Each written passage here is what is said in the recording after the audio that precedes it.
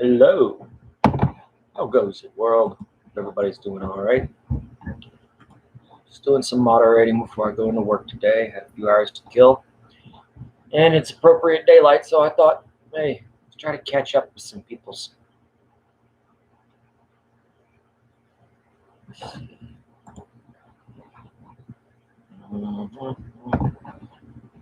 So, honestly, I've got to say this about the forum. It's going way better than it used to. There's little hiccups here and there, but oh, here we go.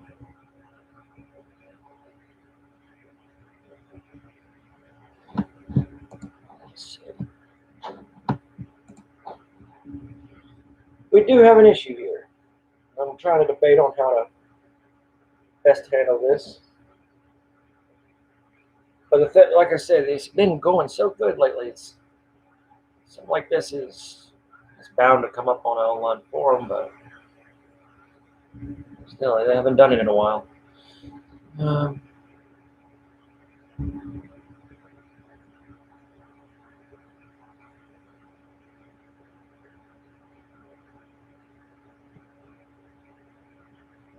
Midnight. Stop.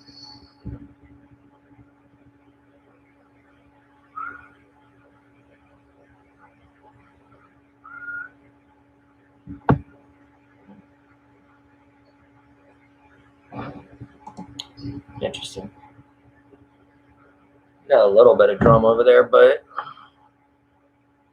that's all it is drama. And no survivors are being affected. Victims' family members are being affected, so it's going to take a little bit more of a personal touch. Let's see if we can get some convos going in here. Another topic I want to talk about today is Mr. Huddle's book. I have yet to read it. And as most of you know, I'm very excited for that book. But I want to see if it was worth the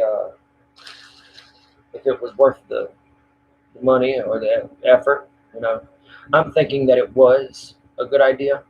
That if anybody from that family was going to convey any kind of information, that I think this was the way to do it.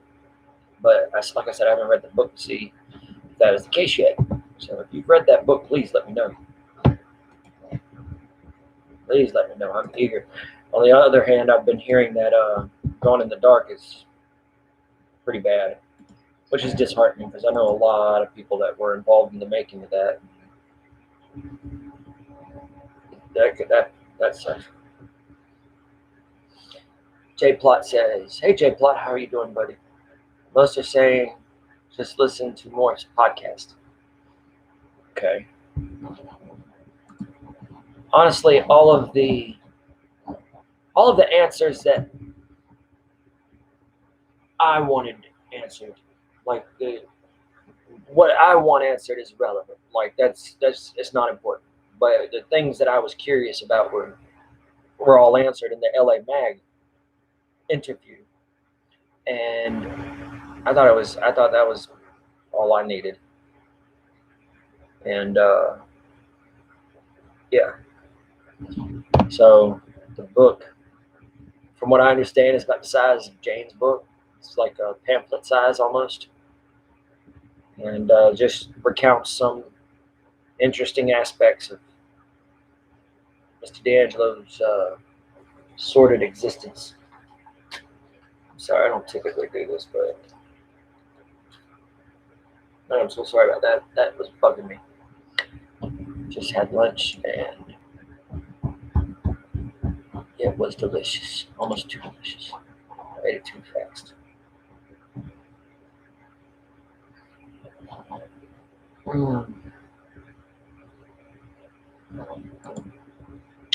J Plot says, as for Gone in the Dark, episode 1 got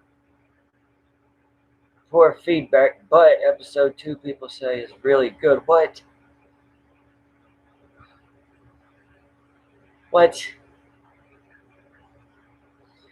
Well, good for them. A lot of even if you disagreed with Michelle McNamara, there was a lot of effort put into this from a lot of different sides. And like I said, I have a lot of friends that worked on it, and I support their efforts to try and to convey truth. So it's good to hear that there is some success to it. I just remember feeling sad, feeling I just felt really sad and disheartened when I heard that the first episode didn't go over so well. I was like, really? I'll still praise my friends and the victims and the survivors.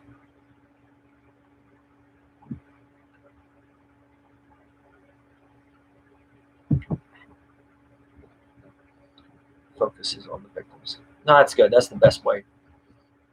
That's what it should have been about. All of it.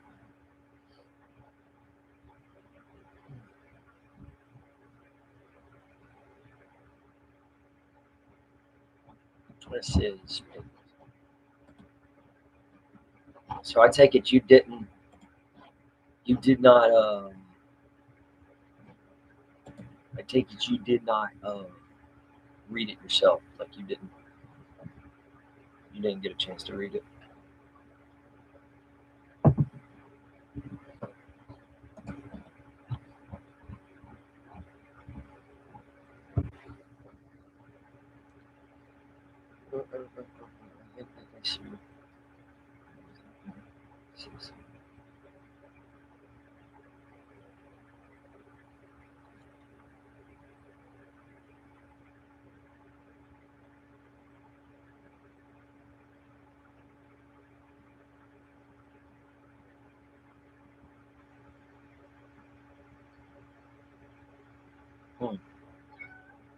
Midnight.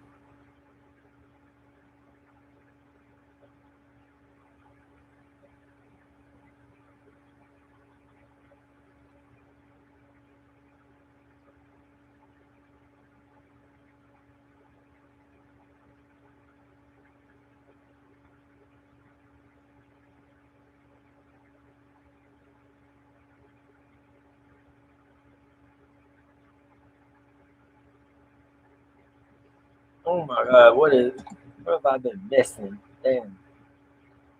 The book, no, but all the highlights have been posted on the forum. Can you direct me to that? Can you share me a link with those?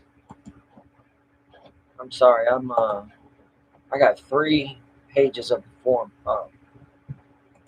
I'm doing I'm trying to watching like 3 things go on. There's one, like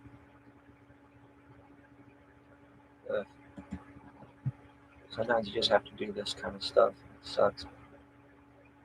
It is what it is.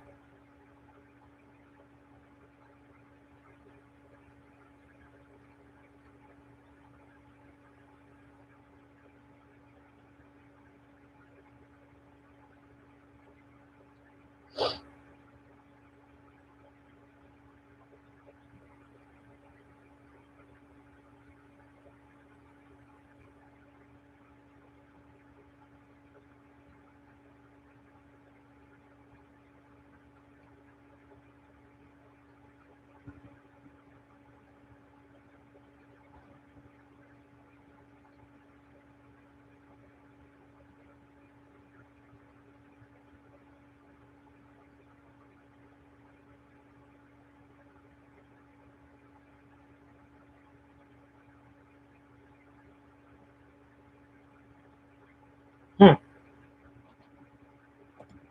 Interesting. If I space out for a second, I promise you, I'm not being ignorant. I'm reading messages.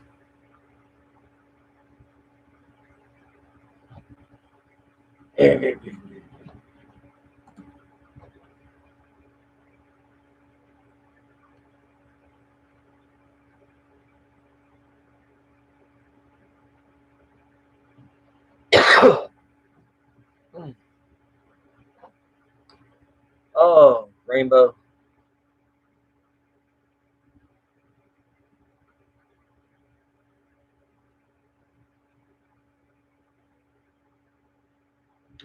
Mr. Huddle seemed to indicate that he didn't see the family much when he was living in Lodi. He said he saw JJD and the rest of his family when visiting Sacramento on weekends. Like that people went to Lodi to visit.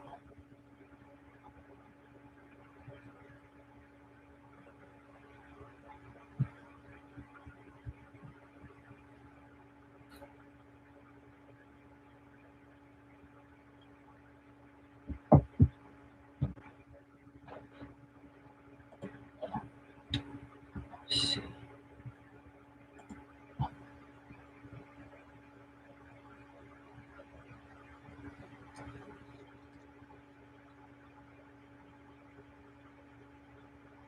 Well, yep.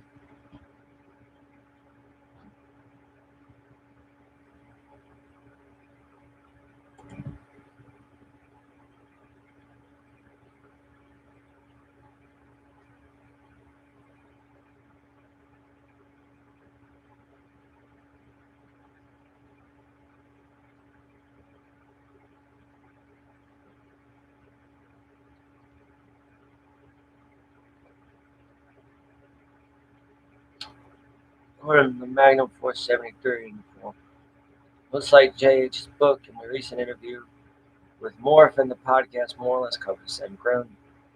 Mr. Huddle surprised me with his thoughtfulness. He also came across as very reasonable and mild mannered. Despite the circumstances, he took courage to go through with that.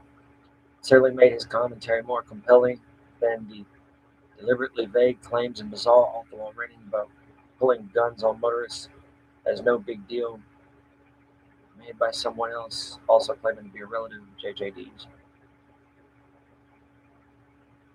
One thing I didn't include in the podcast thread involved JH's recollection of US Route 101. It was nonetheless striking. He recalls the I-5 freeway down in the part of California wasn't completed when the first ONS attack.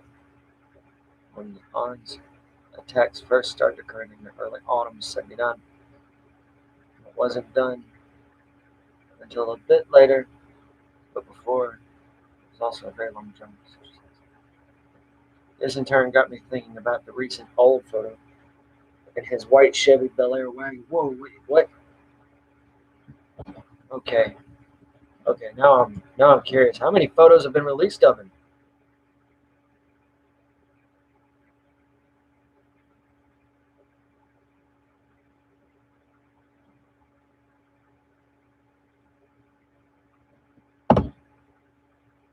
How many photos were released of him?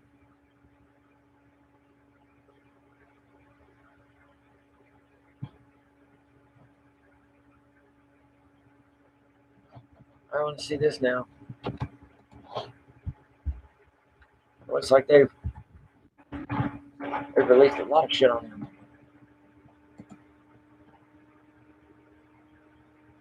That picture. Creep.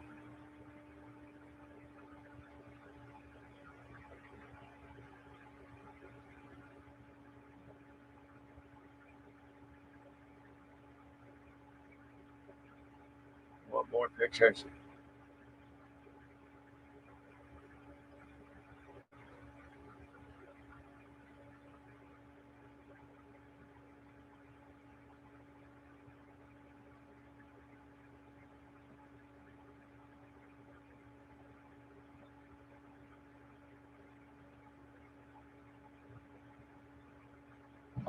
They did pretty good with these composites and mixing his face with it.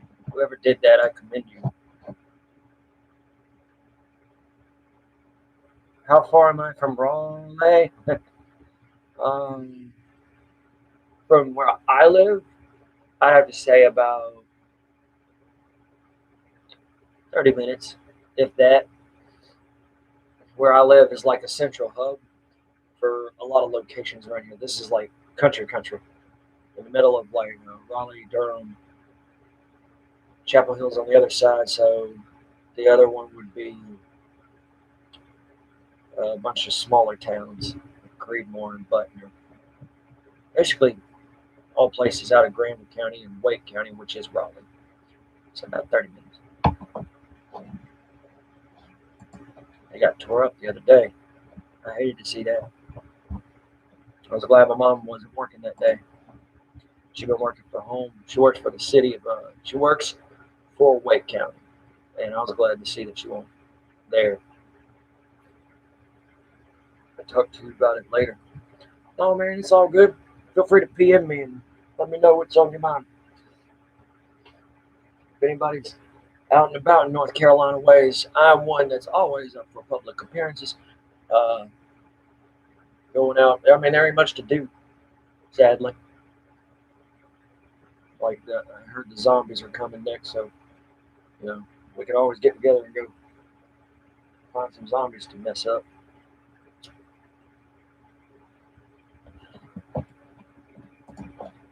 I'm looking. So were pictures of JJD released? Were new pictures released of him? This I noticed something about a Bel Air that he's standing next to, and I'm like, wow, this is next to it. Shopping center opening. Oh, Crabtree Valley. Yeah, that's cool. I think they opened. I think they did open. I think they did open already. I haven't been to a mall in so long. What the? Yo,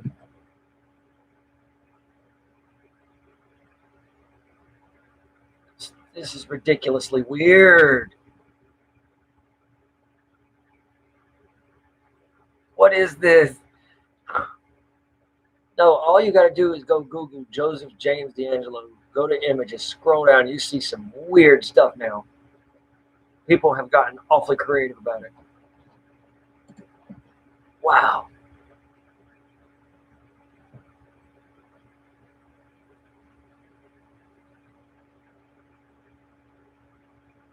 But I am not seeing any new pictures. Let's do it this way. Mr. Huddle. Mr. Huddle.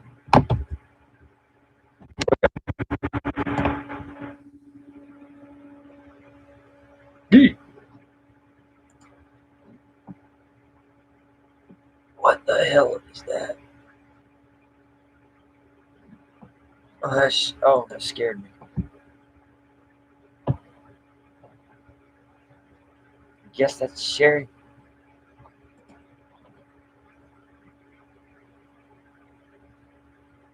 No, no, that's the youngest victim.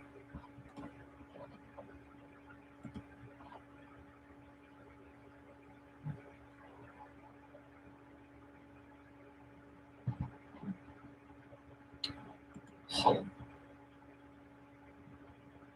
I got from the book. I'm still looking for it. I'm trying to find like new pictures of him. Like, okay, I've seen the one with him and the niece. Now I'm looking for the one with any any one of these new ones.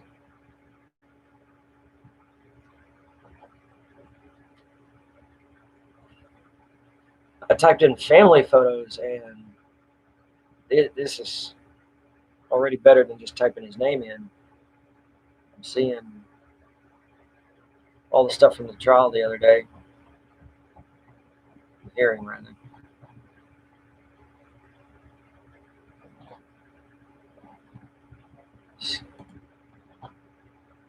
Anybody else who's just joining us, my name is Wesley.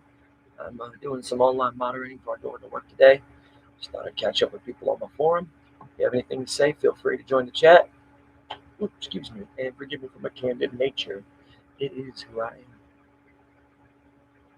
So I've seen them.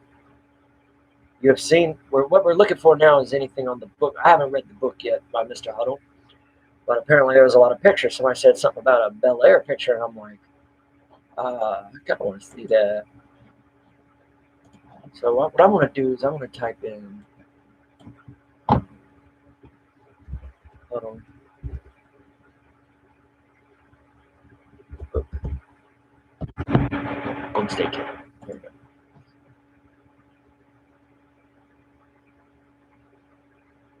All right, I see the picture with him and the niece, and that is it.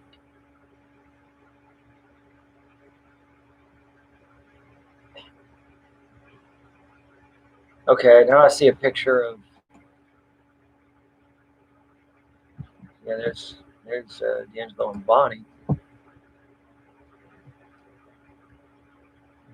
Even in that picture, she, the look on her face is just so telling. She's like,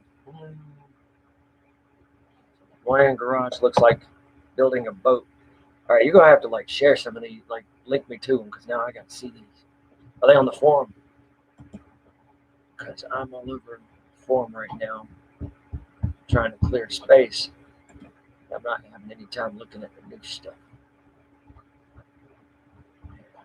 Stuff. There we go. Oh,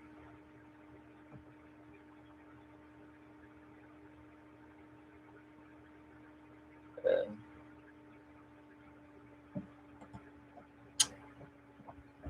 I'm so behind. J Plus says, yes, on forum trying to find them. Me too. I'm like going through those now. I was going to Google for a minute, but that's not helping. Oh,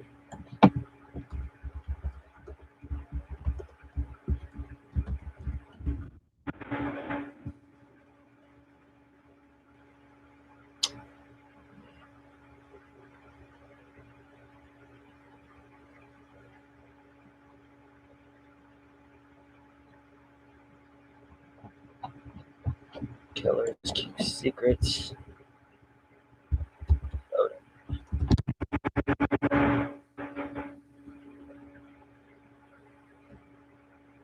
really? Oh well. Page 7. Finally, thank you.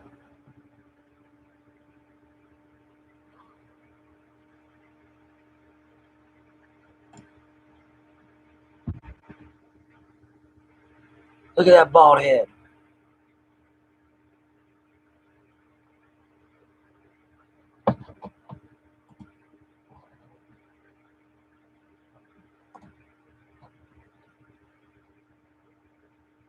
Craftsman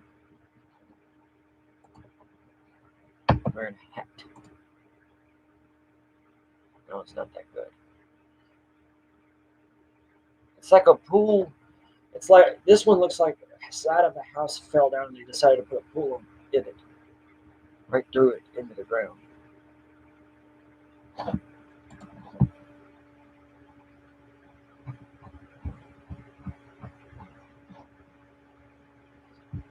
He loves pizza and slasher movies. Hey,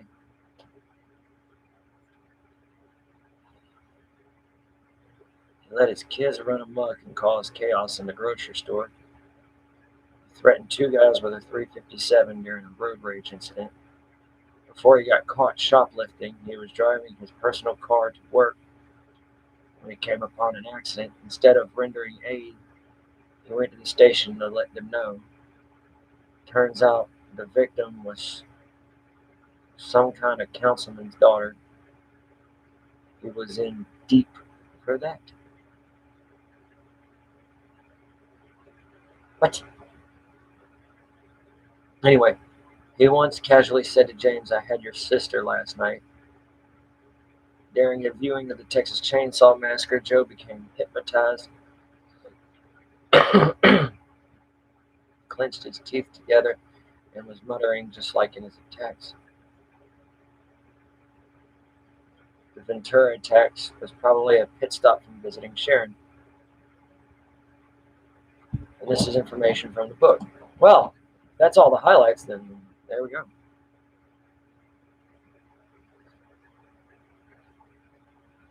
Bit in the book about his reaction to Texas Chainsaw Massacre. As an avid horror movie and slasher fan, um, yes, but that's not the movie. That's not the movie I thought would have done it. What I've actually been trying to do is correlate between the attacks and see which horror movies came out recently. Because the way I'm thinking he did it was depending on what movie he just saw was something he. I think there's a basis in his attacks. If the horror movie thing is legit, what he was doing, everything. I'm trying to find a horror movie where the killer uses implements from inside the house. specific implements and takes them with him. I know I've seen that before, but I just can't. So far, the only one that comes to mind is Black Christmas. That's like in the behavior of the killer in that. That was JJD. Like I think it was Magnum Force that said that all those years ago. That Black Christmas, or somebody said that years ago. That was that just stands out as the movie. Midnight, oh baby, my cat's sick. But yes, I think Black Christmas was one one movie that inspired him, and I bet you there were more. And now the bit about Texas Chainsaw Massacre, I'm trying. Oh shit! Now I know. Now I know what he. I know what he got from that.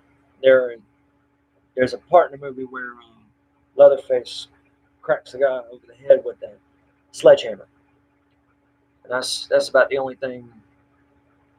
That's about the only thing that comes to mind out of Texas Chainsaw Massacre that he would have taken from that. I'm trying to think of other ones though, because I know there was one where the implements came from the house. I know there was.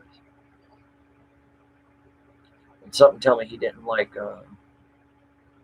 giallo horror films, or he might have been. If he was that much of an aficionado, I'm impressed, because everything I learned about D'Angelo is more and more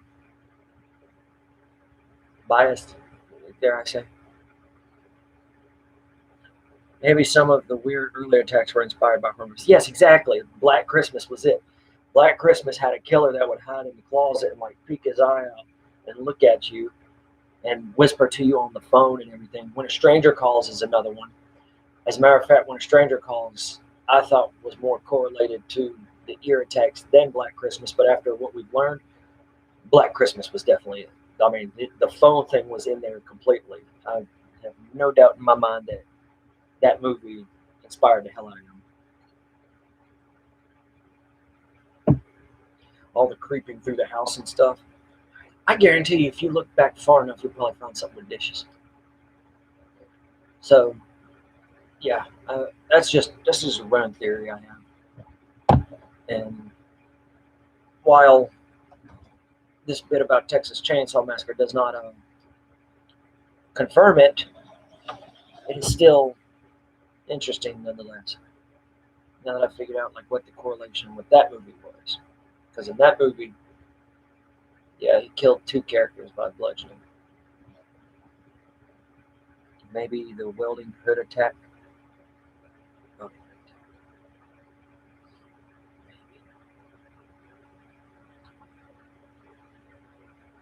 I'm trying to think of.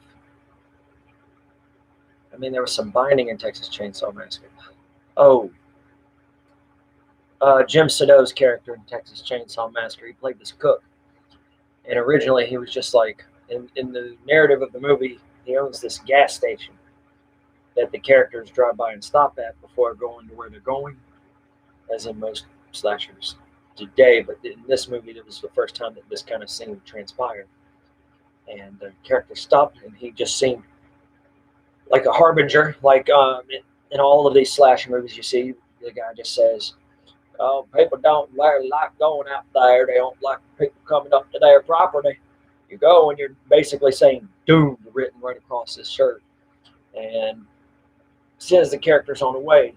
Towards the middle of the movie, or three-quarters of the way in the movie, the last girl runs to the cook and gets to the cook's restaurant. And when she comes in there, he helps her and gets the door and everything, gets the truck pulled around. And while she's sitting there, she's looking around and figures out there's like people in the oven. And she realizes like she's going from one trap to another trap. And he comes back in with a hood or a tarp. Not a tarp. What is it?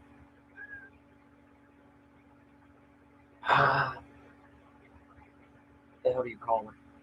It's a bag, a real rough looking bag. Looks stitched together. He's on.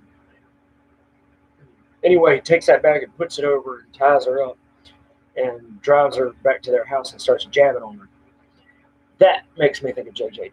That specifically does. Even though it's in a car, the things he would do to the victims between assaults and ransackings and talks.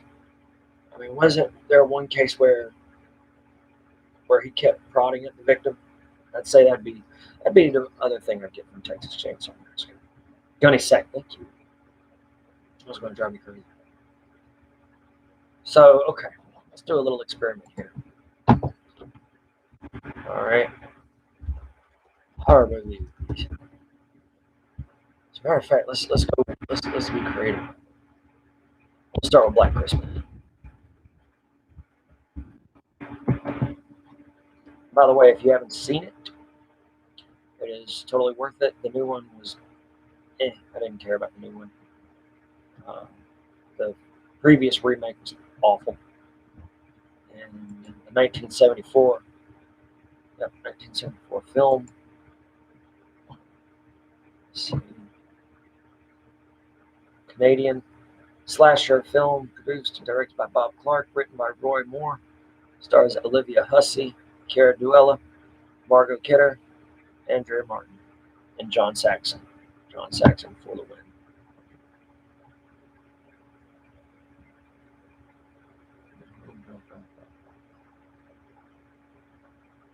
Yes, and the character only talks on the phone.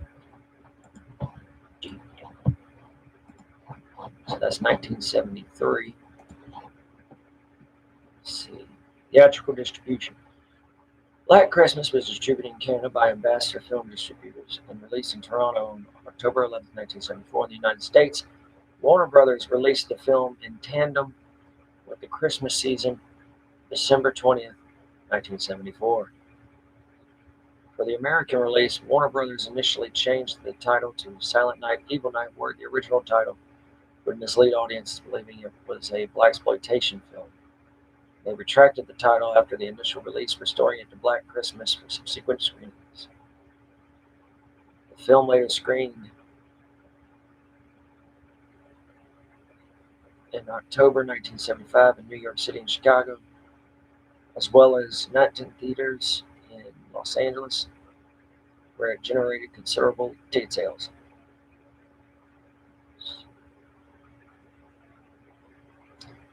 Overall, yep, yep. No doubt in my mind. This movie was released around the time that D'Angelo got outed, so maybe it wasn't a movie he saw immediately. Then again, I'm only 32, so I'm not quite sure how. I know in the 70s there were movie trailers that showed in television and before movies, but I don't know how people approached seeing a preview for a movie they really wanted to see. So suspecting that D'Angelo wanted to see this movie, it's feasible that he watched it before he started interacting with people during his attacks. Like after the Visalia ransackings, maybe around during the Cordova Cat stuff, but definitely before the East Area Wave stuff. He saw this movie and said, because there's parts in this movie, there are parts in this movie where he has to have gotten it, pulled it right from it. The only thing missing is the dishes. In the movie, it's about a sorority sisters in a house, and the killer is in the house. And what he does is he calls them and harasses them on the phone throughout the movie. And everything that comes out of his mouth is shit that's come out of D'Angelo's mouth during the East Area rape attacks. And I am convinced now that movie was a big inspiration. Now, do I blame the movies? No. No, let me make that perfectly clear. I do not blame the artistry for this. I definitely blame an individual who has no self-control. I definitely blame them.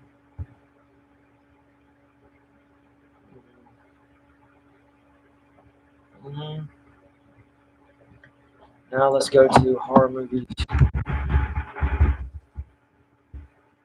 1970. Oh man, first thing to pop up. I love it. Wow. All right. Do we have anyone in here with us that has some experience with the 70s? That would be very helpful.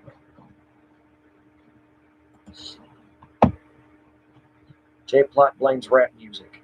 I bet D'Angelo does too. Now, Harmon, it's 1970s. All right, we're going to go with an easy one. What is a horror movie he had to have seen? If he's seen the Texas Chainsaw Massacre, there had to be one horror movie he definitely saw before that. You know what it is? You know what it is? Take a wild guess and give me one guess. Everybody saw it. I'll give you a clue. Everybody saw this movie. Ooh.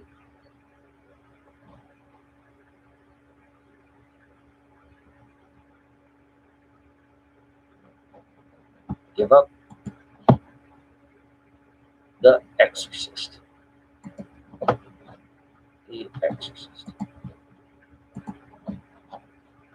I'm actually going to start a list of this stuff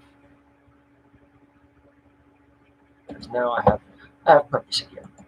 Just kidding. I have purpose. I am a horror fan. Love horror movies. Now I feel like I have something here that I can actually look into.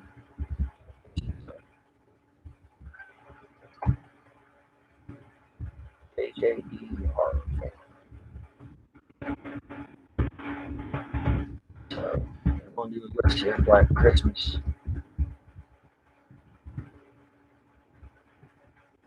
74. Chainsaw Man. 74. The Exorcist.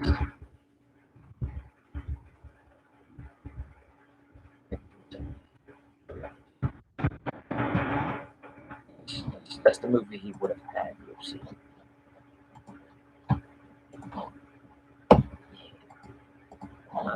I stand. I have climbed the Exorcist stairs, says J. Clark. I have never been that far.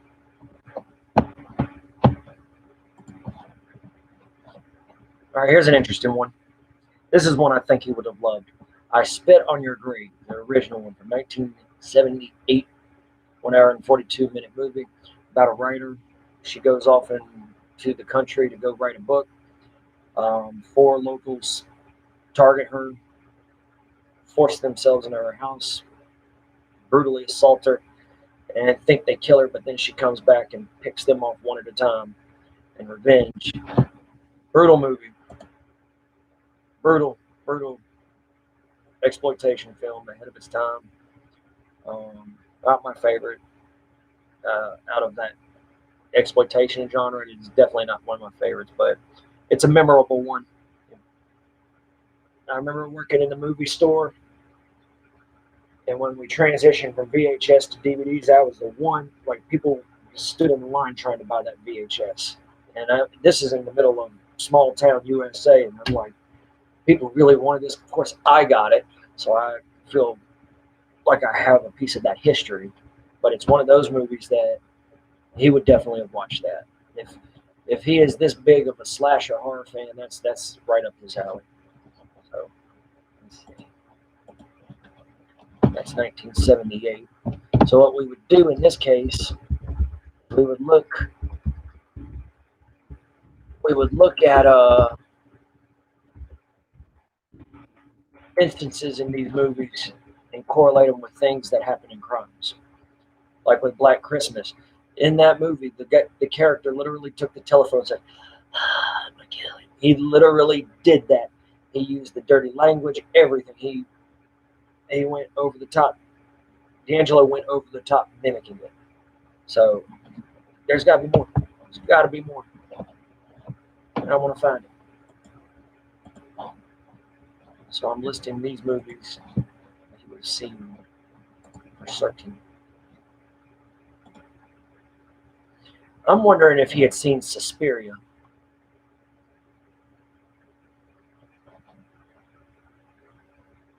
Oh, there's a good one. Hills Have Eyes, 77.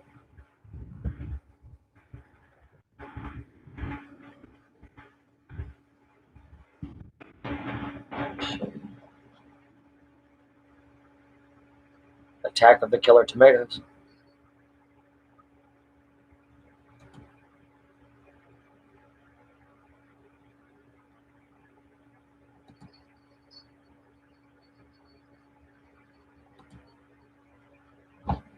No, there's a lot of other stuff. I just didn't. I just don't think these would be stuff you would watch. I'm wondering if he had seen Suspiria. That actually might make sense. That would make sense. Suspiria was a great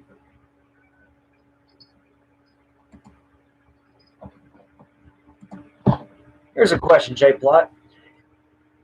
Or actually, you haven't read the book either. I was wondering if there was ever a time when D'Angelo took in, like, ever showed to appreciate his heritage. His name denotes an Italian origin, so I'm wondering if he might have had an affinity for giallo horror films. Contrary to what I believe, I don't think he would have, but I could be wrong. Movies could just be movies to him, and if so, that doesn't exclude those early '70s giallo exploitation films that came over from Italy to America.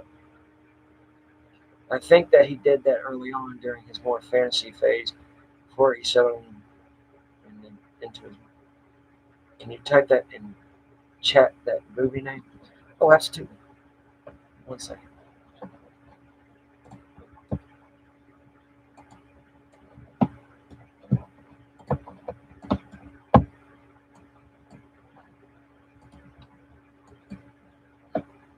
I'm going to type it in first. Suspiria. By Dario Argento, one of the best horror films ever. I just wish I knew more about when that movie was released. Like, it wasn't brought over until. No, that don't make sense. He wouldn't have seen it till the '80s, I think. By the time that came out, let me check real quick. If I'm correct, he wouldn't have seen that. '77. Let's see.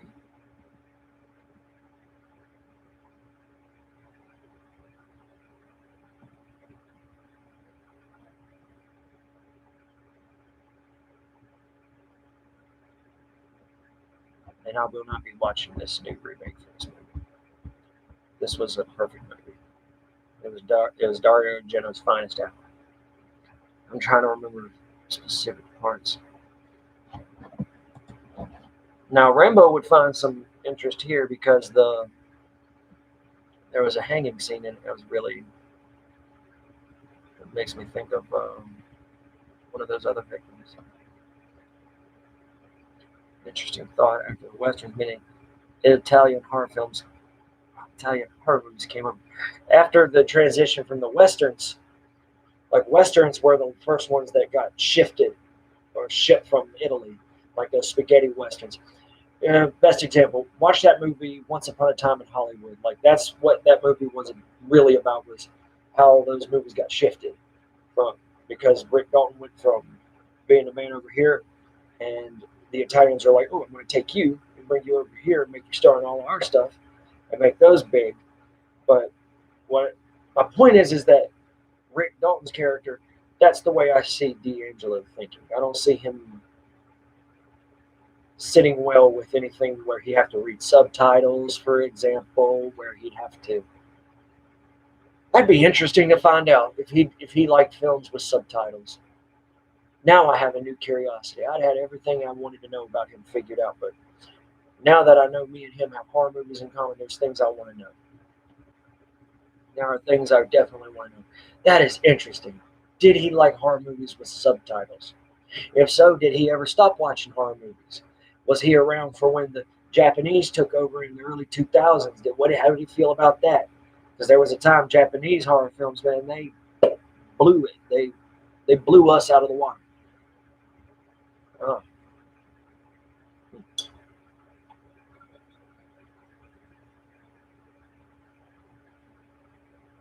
there's a few scenes in Suspiria I could see him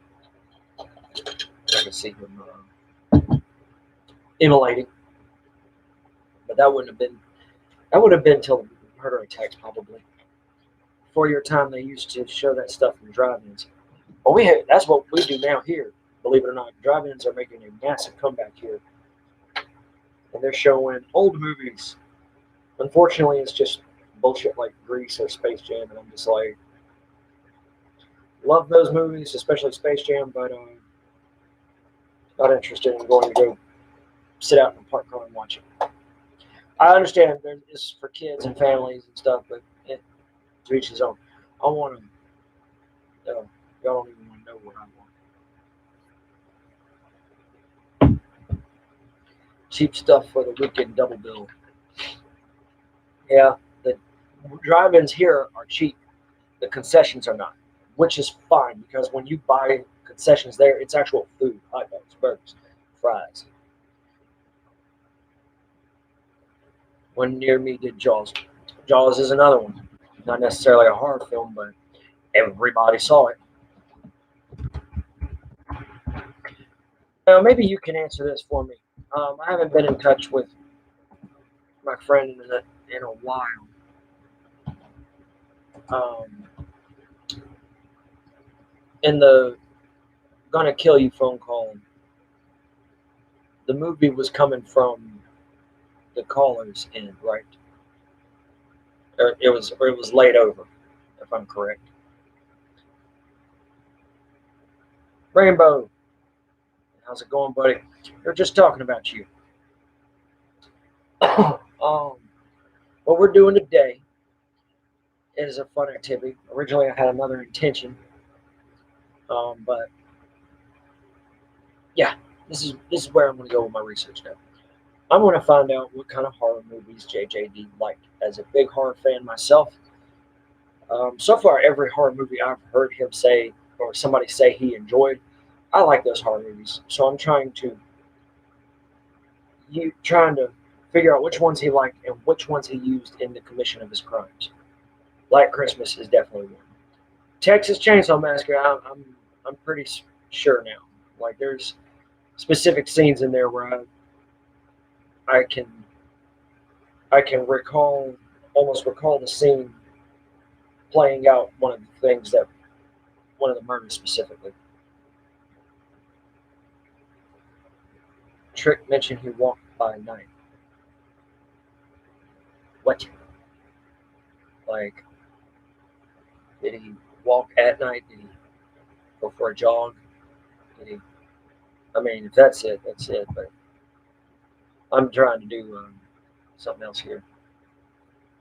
And we were just talking about you because one of the movies of that era that was a big horror movie, but it was a foreign horror movie that came over here and became big. It was Suspiria. There's a hanging scene in it that makes me think of one of the victims that you had researched. One of the unconfirmed ones. I think was it Donna Richmond? It might have been. I don't want to say for sure though because I don't remember.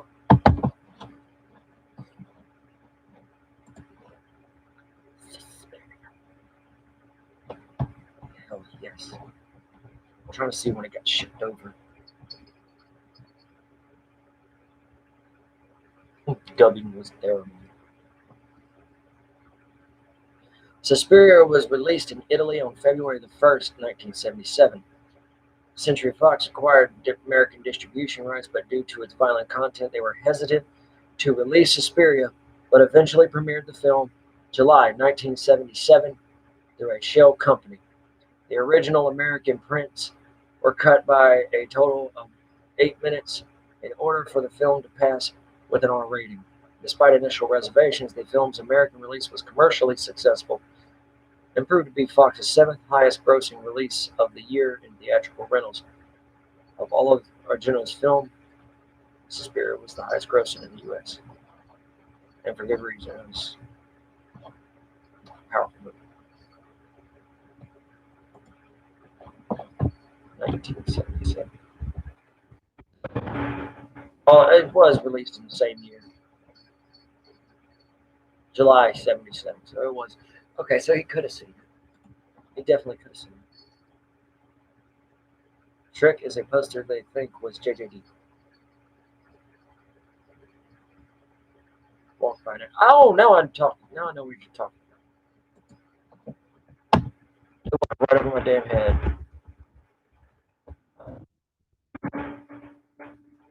He walked by night.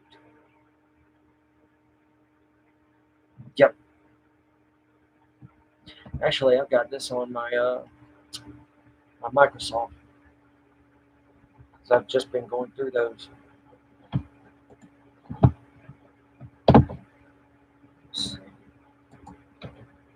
1948. No, not that one.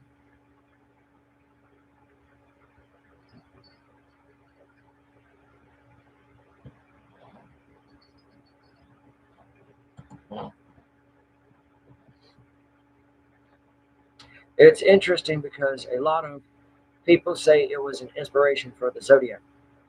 Oh man, there's no doubt in my mind that individuals like this will sit there and watch a movie and say, "That's cool. I want to do that." Like, no doubt in my mind.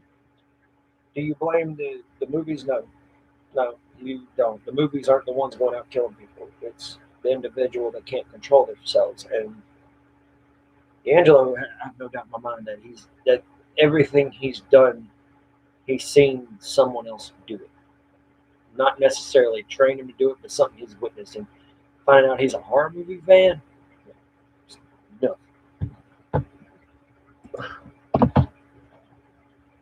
Yeah, I know which one you're talking about. I still have that on my Microsoft. There's another one that came out, The Creeper, with what's that long face guy? I forget his name. That one makes me think of him.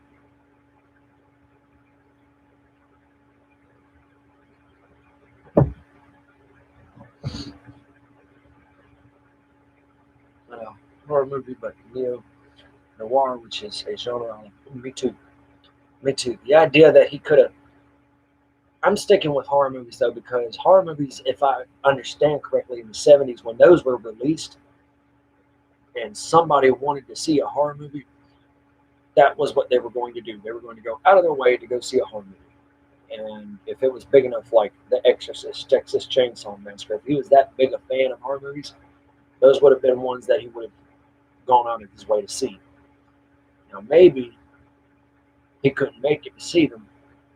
I see him being one of those types. It's like, oh yeah, yeah, I saw it. Yep, yep, that character was there, played by that guy. Yep, yep. Mm. Ooh, tacos. I see him being that guy. So, cat. My cat's looking at me with this evil, evil look. I think it's adorable.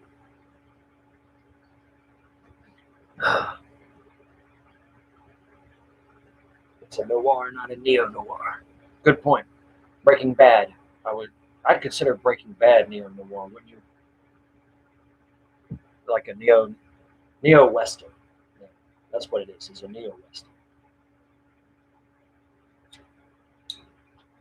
not specifically noir. Uh, Cat, quit looking at me. That's another one.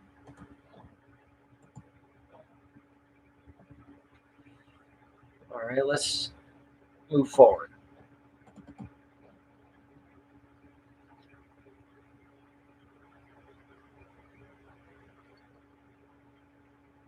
Night night, quit. Amityville. Amityville sounds about right. 1979.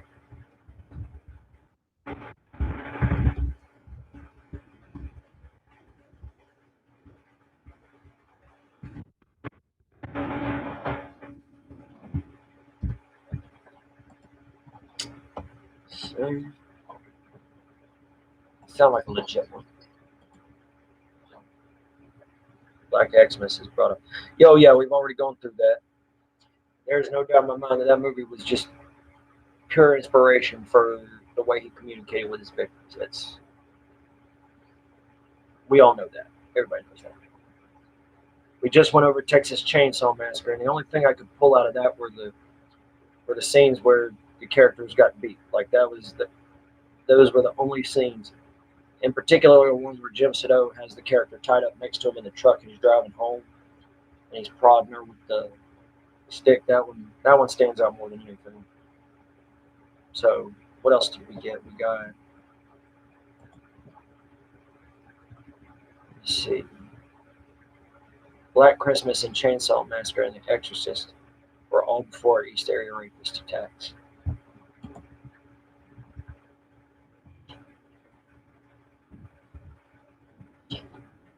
Sorry.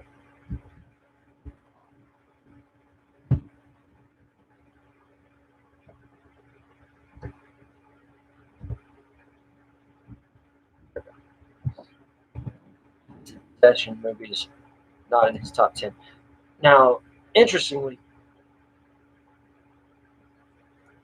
I think the Possession movies are movies he could have liked, and there are specific things that take place in the movie. Maybe not the supernatural stuff. Maybe like Reagan being tied to the bed, or um, that's about the only one for that movie. Oh, the stuff that would come out of Reagan's mouth from Pazuzu. Um, that stuff. That stuff makes me think of him. I think he's more. It's not as much copying everything from genre to genre. It's more like if he sees something that stands out to him, he's like, "That sounds cool. That looks cool. I want to emulate that. I wonder what would happen if I said that. I wonder what would happen if I did this." You know what I'm saying? Like I think it's a little more intricate than that. And who's to say just horror movies were his thing? There's no doubt in my mind he saw Taxi Driver. Nope, that just brings him to me. Exorcist 3 is all about Zodiac. Yeah, I remember. It wasn't Brian Dennehy. I forget who played Kaufman in that. Old actor, really good actor. And they brought back the preacher, Cara. I think it was better than the second one. I'm wondering if he. Listen up. Listen up.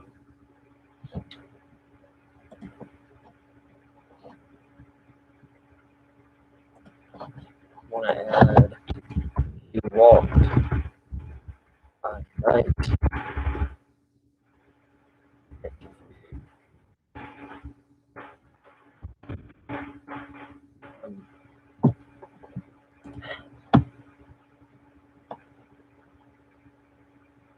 1979.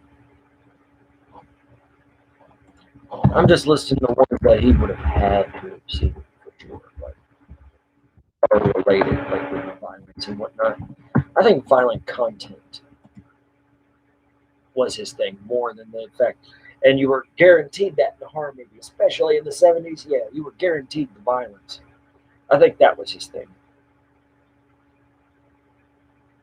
Now, my favorite of the exploitation genre.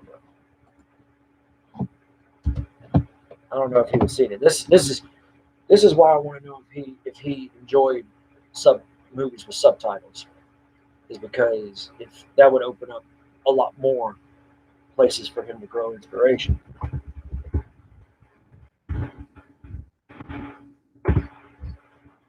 Let's see, my favorite Giallo horror film, The Cannibal Holocaust. about filmmakers going to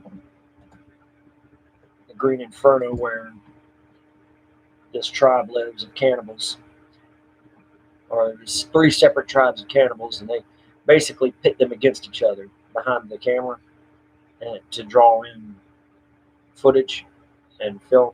They do all kinds of twisted things to the cannibals, and then the cannibals turn on them. It came out in 1980. I'm certainly adding it, of course, but it was a video nasty, so it didn't. It was definitely not one that transitioned over here in the time. It was full of like everything horrifying about exploitation was in it. There will never be another movie like this.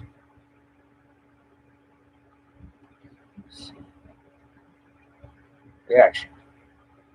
Premiered Milan 1980. Was confiscated film based on citizens' complaint.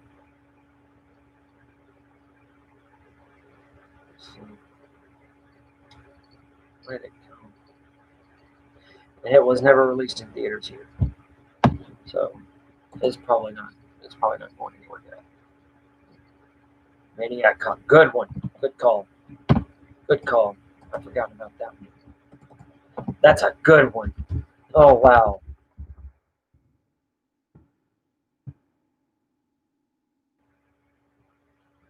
I feel like the Evil Dead.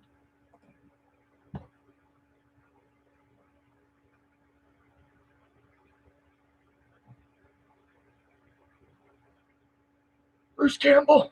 I wonder if he was a Bruce Campbell fan. Oh man.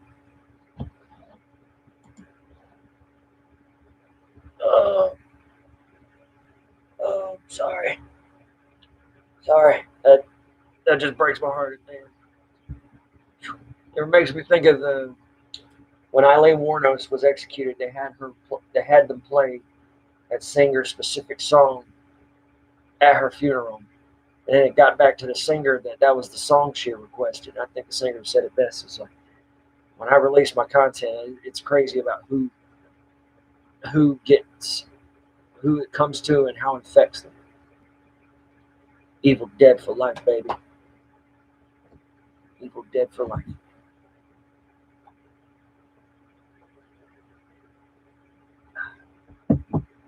Friday the 13th, maybe Friday the 13th was 79. The stalking. That movie had a lot of stalking in it, particularly when Jack and Marcy were in the bunk bed. Like, a bit far fetched, but it's still one that everybody would have seen. Definitely.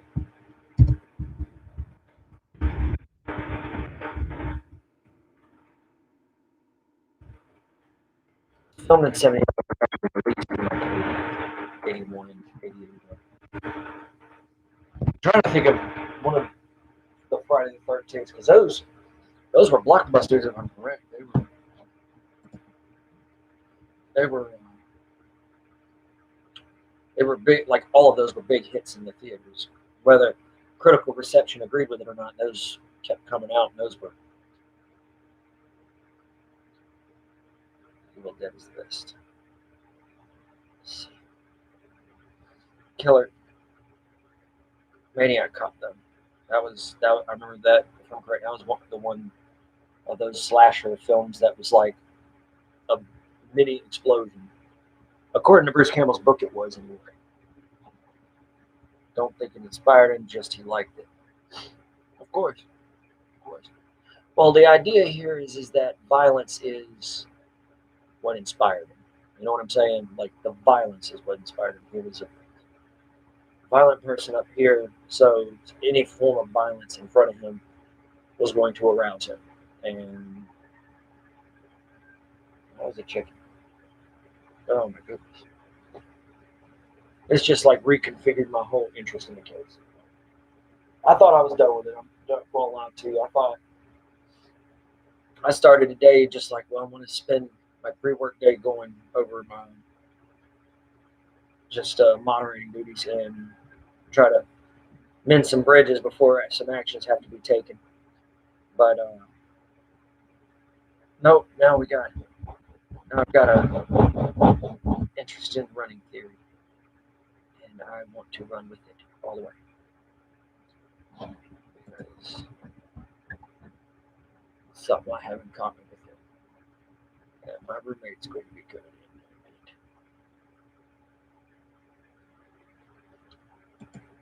it. So, oh, Muhammad got his shit. Oh, hold on. Let me check on my roommate.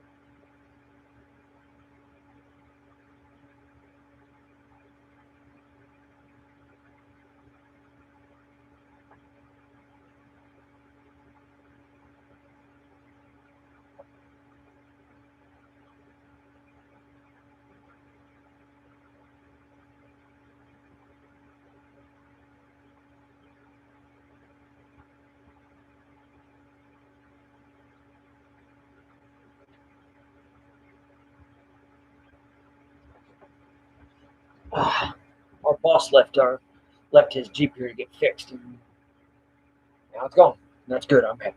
It's a good day. Anyway, there is definitely a movie I saw that reminded me of Iran's probably late '70s Giallo type movie. Name it. What is it? Because that's where I'm going with this. Shut up, Oscar. Sorry, we named her Chicken Oscar. We got Oscar and the four McNuggets. Now there's two McNuggets. Actually, I think there's one left. I think Coyote's got the rest. They won't touch Oscar because Oscar is old and stringy. And yes, I failed at quitting smoking again. Let's see. Oh yeah, I've been running Giallo horror films through my head. Like honestly, I feel like there's more. The question is, did he tolerate movies with subtitles? Dubbing is one thing because a lot of those movies were dubbed terribly. A lot of those movies were so badly done. Did he appreciate B horror movies? Did there were horror movies that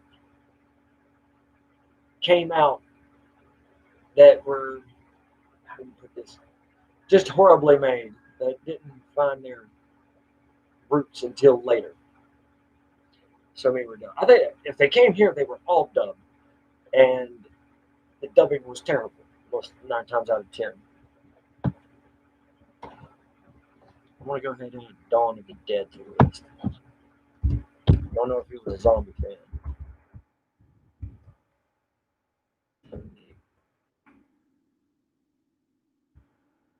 I'm gonna add Night of the Living Dead, 1969 or 16. Sorry. Sorry. I'm telling you, man, there's no doubt in my mind that that was a movie he had to have seen. Was Night of the Living Dead.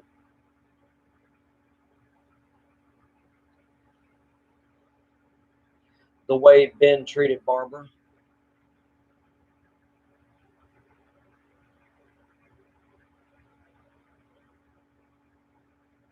maybe. I don't know. I don't know. I don't know how he felt about,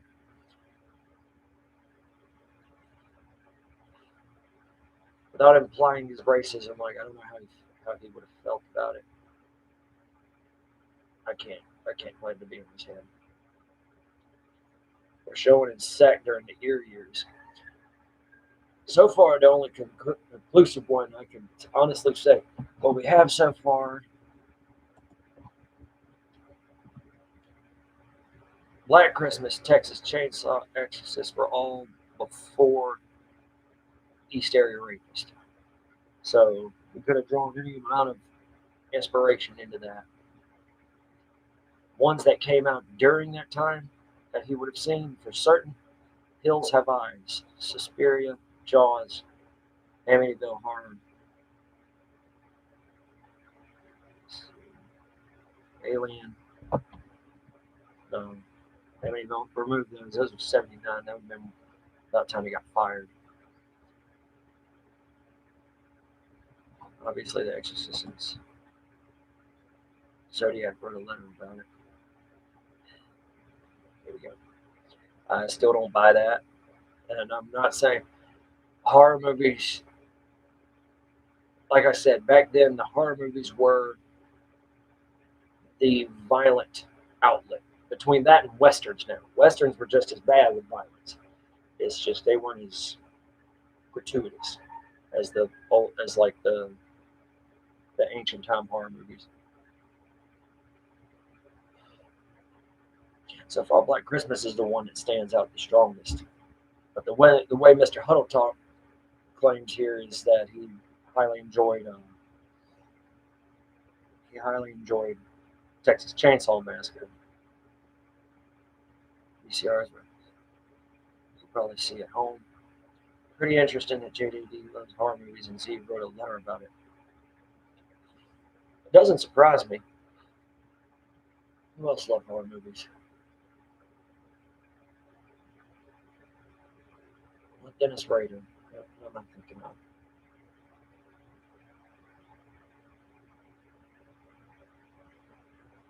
Who am I thinking of?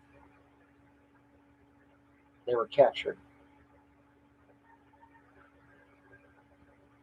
There's one serial killer. I want to say they were captured after viewing a horror movie,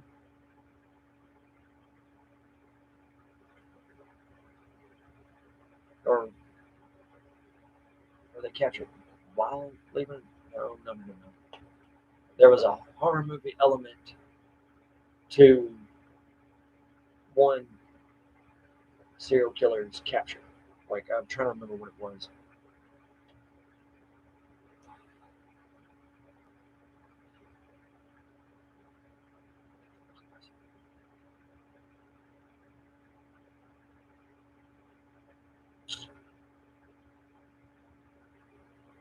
I want to say it was like a 70s, 80s serial killer, and he had just watched a horror movie, and he either acted on it or he got captured immediately after it. But it was a part of the story. He probably watched a lot of movies on the TV. Oh, no doubt, no doubt. I'm trying to think of what TV shows he would have liked. Like if he liked The Rifleman and Batman, you know, ooh, whoosh. Um,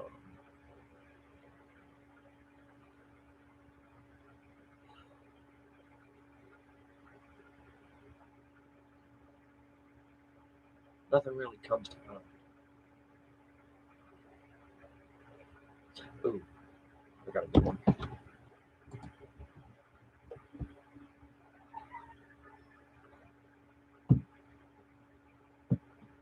I hate living in the country. I'm over it. There is a chicken at my door trying to tell me something. I don't know what it is. Whatever.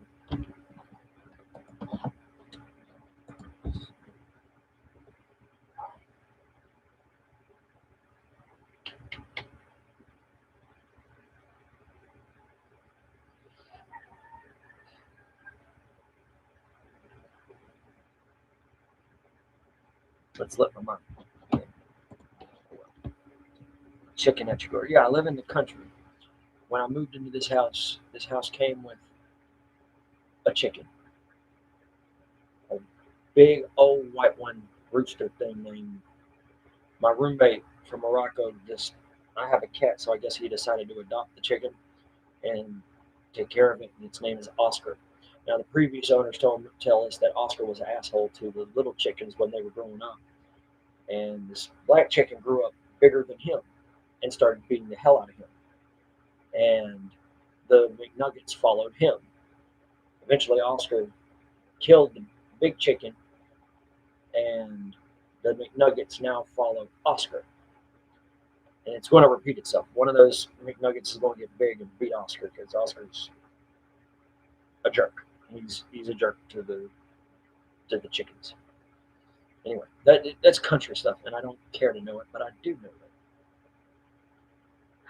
Never seen that harm. The chicken at your door. Oh, I get it. So, oh man, it's called Poultry, guys. Never watch it. It's a trauma film. Trauma can be fun. Oh, ooh, ooh. There we go. There we go. Trauma was a genre of its own. It was Toxic Avenger. You wanted a movie that was violent? There it was, right there. Ooh.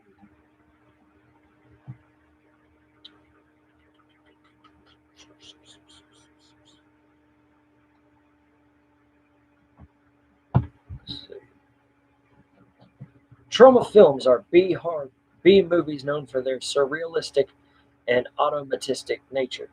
Along with their use of shocking imagery, some would categorize them as shock exploitation films. And it was New Jersey based, so it's an American company that would release these movies. These would be movies he would.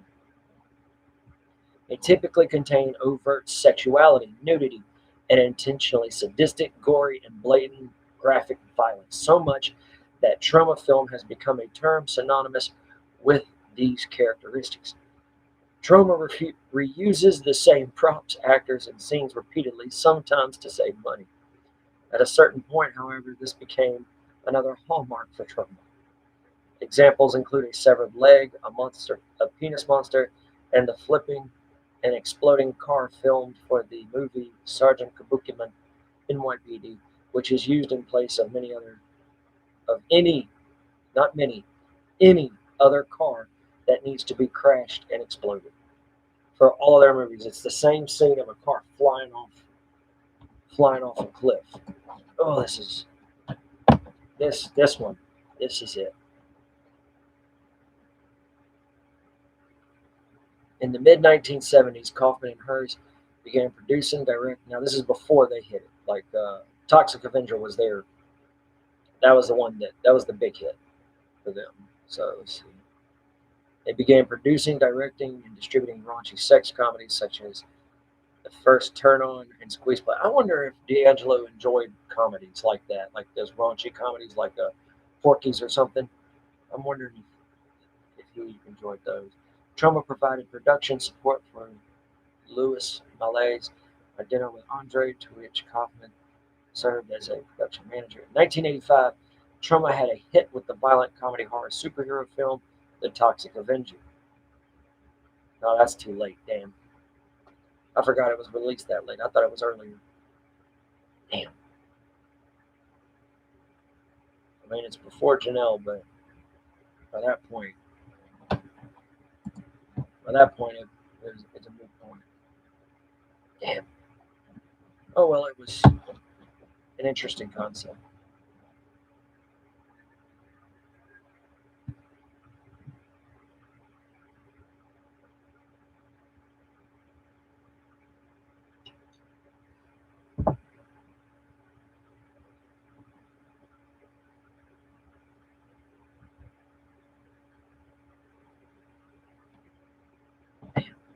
Yeah, a lot of movies though. But no, that one doesn't work.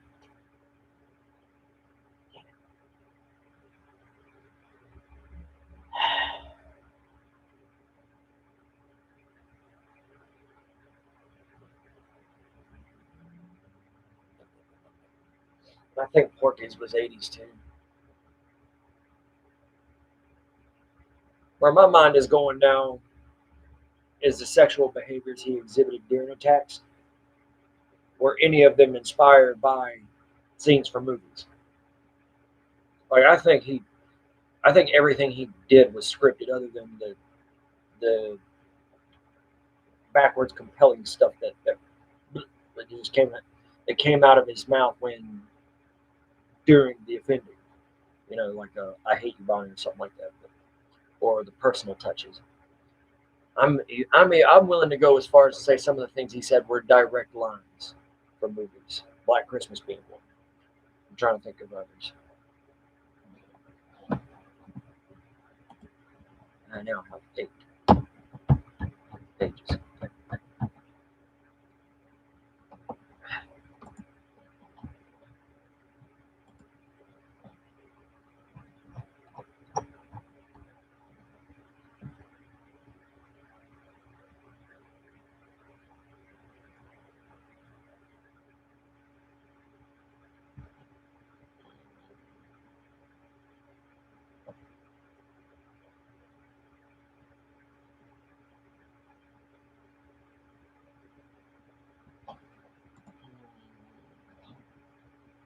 Hey Rainbow, did you read Mr. Huddle's book? I'm curious. Curious if you did.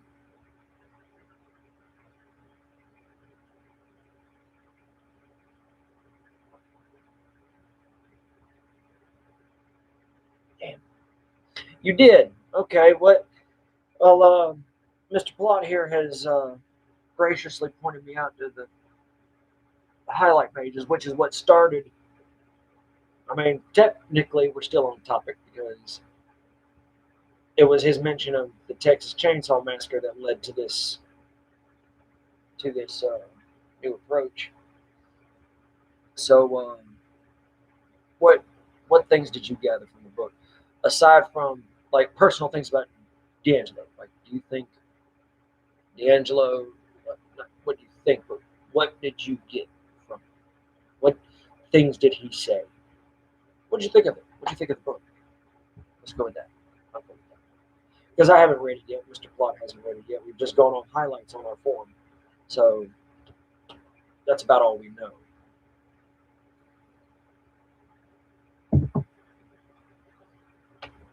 There's not much info in there, says Rainbow. They were roommates during the Cordova cat burglary and lived in Citrus Heights in 1971. Yeah, I was reading about the I didn't know about the roommate thing, but I was reading about Huddle lived in Lodi. Yep, that was the thing I was seeing.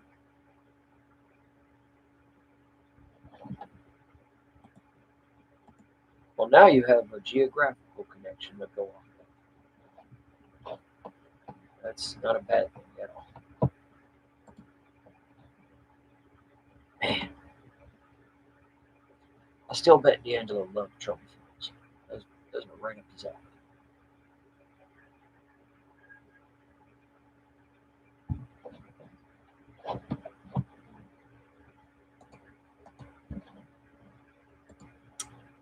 Man, this blows. Got off his own side.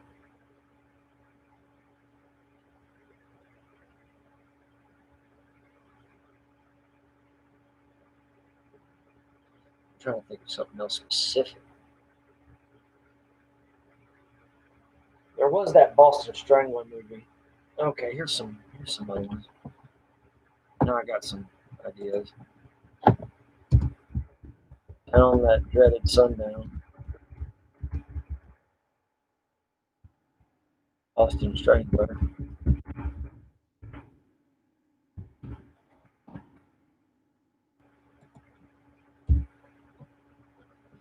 Pumpkinhead.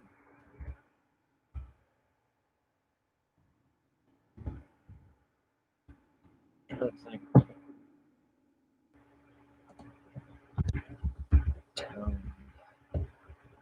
1976. So that's also based off of real the Texarkana case.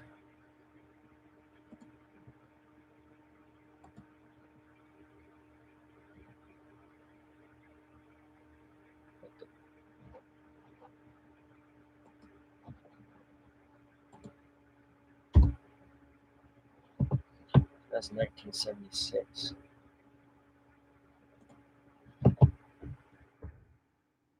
That's right there at it.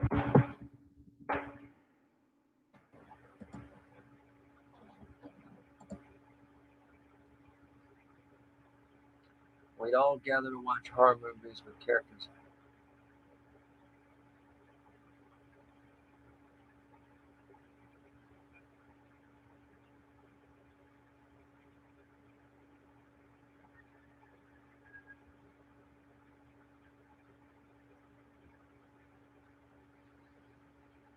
Damn.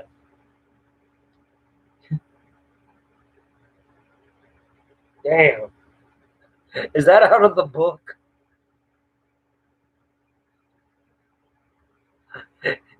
Please tell me that's not out of the book. Please tell me you're not quoting the book with that.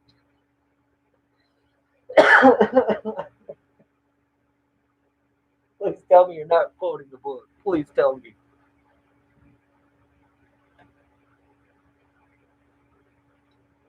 No way. So this is what the fuck? We'd all gather to watch horror movies with characters like Pumpkinhead, Freddy Krueger, Jason, or Chucky. Sometimes he'd give them a hard time for watching Friday the 13th so often. That's Huddle referring to JJD giving them a hard time. I assume that's the context. I'm sorry.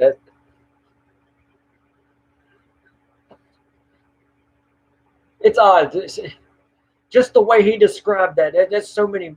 It just brings back memories. Memories of growing up. I've always loved horror films. Always have. Finding the right group of people to watch horror films with is always a challenge for me. But here's this guy with his kids and his brother-in-law just all squatting around watching horror movies all the time. And I'm just sitting there and it just makes me think. It just reminds me because there were movies my friends didn't like to watch. Well, unfortunately, like when it came to Friends, I was the only one that liked horror movies, so we were all kind of stuck out on it. His daughter needs. Yes, it is. Think about it a second. Like, and it's a common occurrence. It's so common, and he's getting mad about Friday the 13th. Like, I don't think he was a Jason fan. I don't think he was a Jason fan. I think he wanted Freddy to win. Damn,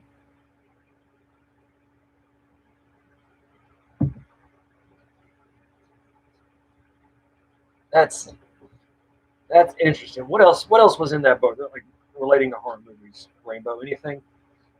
I read the bit about him doing that while watching the Texas Chainsaw Massacre. I saw that part. Was there anything else?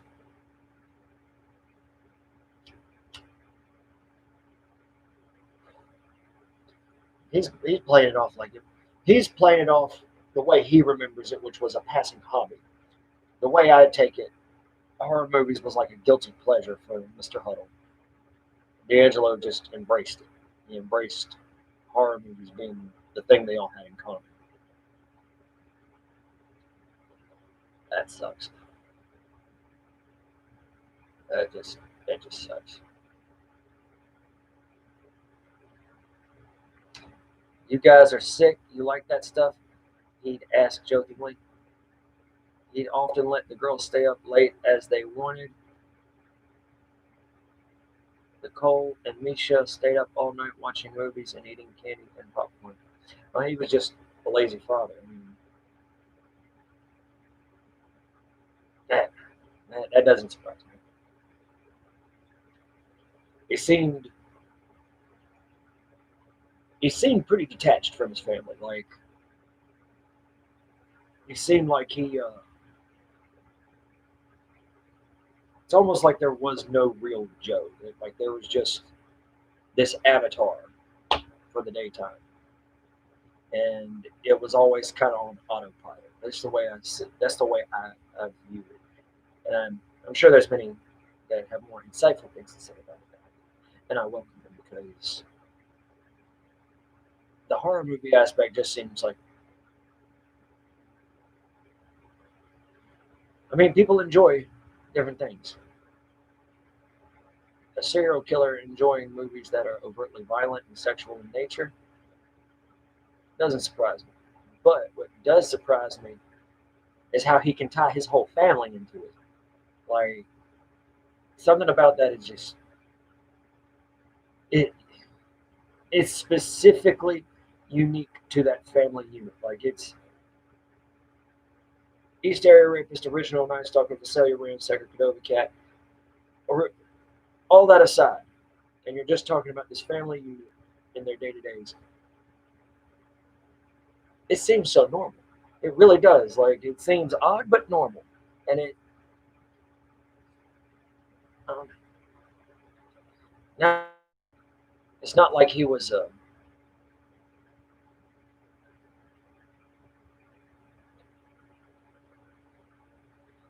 Sorry, my connection is kind of going in and out. I think we're getting a storm or something, which is good because it's hot, really hot here. The rain would be nice to cool off. When it was just the kids, Joe used to watch the horror movies. Sometimes he'd look on for a moment while standing in the kitchen, but he'd head out to the garage.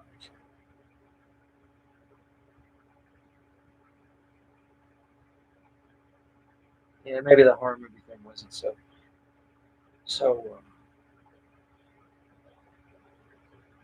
Maybe the horror movies were triggering him.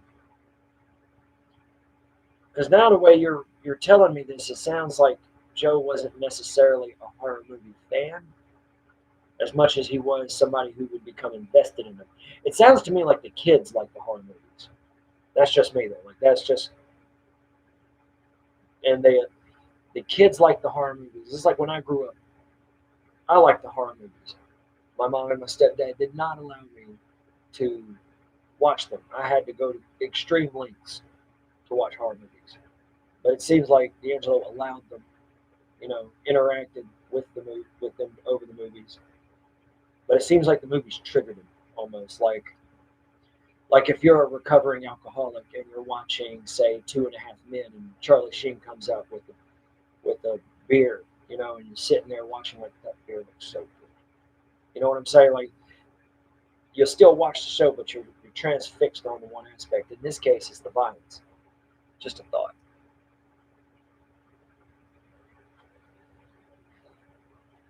It was just a kid. Lord knows what he was doing out there.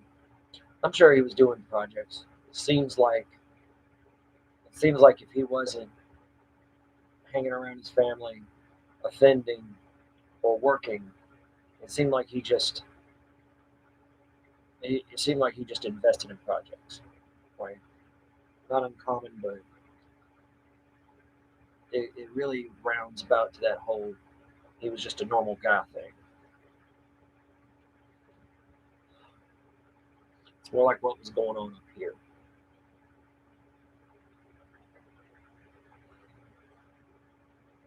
Angelo gave them a hard time. That is so strange. Like, all of this is strange. So, Rambo, would you say the consensus was that he liked horror movies, enjoyed them, or he just tolerated them and indulged them? Would that be your takeaway from Mr. Huddle's book? Because so far, from what you're telling me and what I've read, honestly, it sounds like the horror movies may be incidental. Like, he might have seen. It's a difference between enjoying it and tolerating it.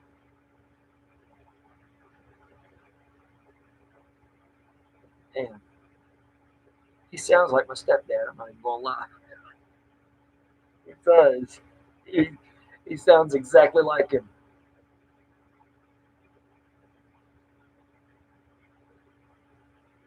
Well, remember he kicked Jerry out, so you may be right on about the trigger thing. Oh yeah, I'm absolutely certain that he was. I don't know if you're religious or not. I'm not, but it's in Another thing that I was not, the only other thing that was not dug into was his alcoholism. And in the AA program, it pretty much requires you to be religious, but you have to give yourself to a higher power. And I never liked that. I never agreed with that. But whether or not, uh, my opinion does not matter on the topic of did he involve himself in that to any degree. Because to me, there's some aspects of his actions that speak volumes to that, including triggering. Like you trigger a drug addict or alcoholic easily, especially if they're fighting to contain if they're really trying to hold on to their sobriety as hard as they can and claim that I'm only a man or a woman and I make mistakes, so please, Lord, give me the strength I need to get through this. I will fail, but through yours, I can always be the best. You know what I'm saying? Like, there's a way. This whole Jerry thing makes me think of that. The whole Jerry thing makes me think completely of that. Like, he's passing it off mentally. You know what I'm saying? Like, he's passing off the actions. Seed of Chucky. Seed of Chucky. Just like in that movie. Seed of Chucky. You never seen it? It's terrible. It was the worst sequel of the whole series. And Seed of Chucky had Chucky and Tiffany had what's his name? Shit face, ass face, something like that. Um, Glenda. And every time their kid would come into a room, Chucky or Tiffany had killed somebody else, and they're like, "Oh, it was just a slip. It was just a slip. It'll be our little secret." I don't want to say that D'Angelo copied it out of that. He is powerless. He likes to think that he is powerless. He likes to think that he is powerless to it, but he is actually repressing it. He's repressing it all, and he's like I said, Joe is just an avatar. He is only himself when he is offended. He is an offensive sex addict. He only enjoys offensive sex. And then it got like that's just who he is. But the Joe on the outside was just on autopilot. And then the things that would trigger him, he would sit there and try to justify it and say, I have I have a problem. I need help. Um, I'll get better. A good example. I'll give you a great example. Rainbow. What did the book say about D'Angelo and Sharon having separate bedrooms? What did it? What were there any specifics? More importantly, what did it say about them not having kids for the first 10 years of their marriage? I have a theory about that, and I want to see if it plays out from according to the book.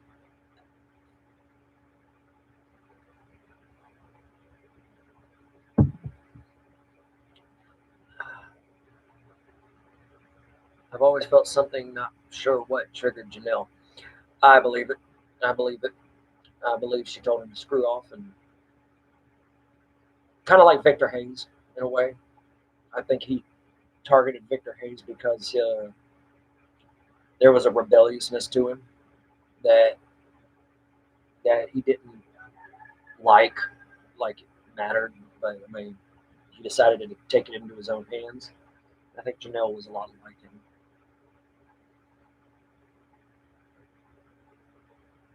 Seed of Chucky has Jennifer Tilly in it. I will forgive you this once. Jennifer Tilly, what about her? She's awesome, but Seed of Chucky was terrible.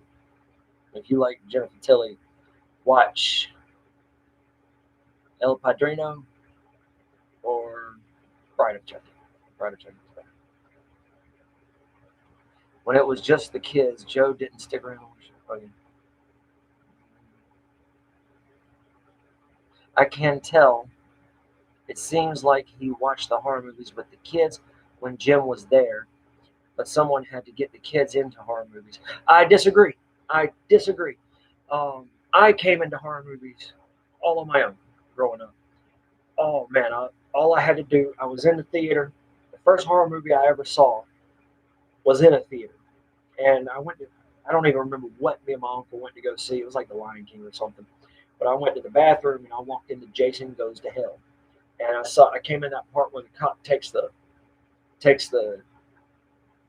he gets his neck caught, and then the little Jason worm crawls out through the oodles and oodles and comes out his neck, and I'm just like, it's like a comedian finding out he likes to watch other comedians. That's just a personal interest. I can see the kids getting into that without Joe. You know, it's not impossible that somebody did get them into it, but the point is mooted. You don't have to be influenced to enjoy the things you enjoy. You know what I'm saying? Kids into horror movies. I know JJD's favorite film is Apocalypse Now, and favorite actor Clint Eastwood. Wow. Okay. Okay, I can see that. I bet he was a Western fan. I bet he was a big Western fan. I didn't say exactly, but said Sharon had always busy studying for law school.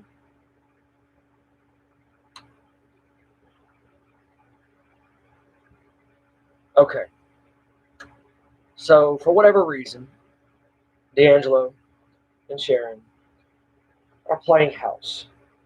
Um, he wanted a rebound. It was Sharon. He made sure that Sharon knew that she was second best. He made sure of it. Sharon is, dare I say, a pushover, which is not fair to her situation because what this is an abusive relationship already. This is somebody saying,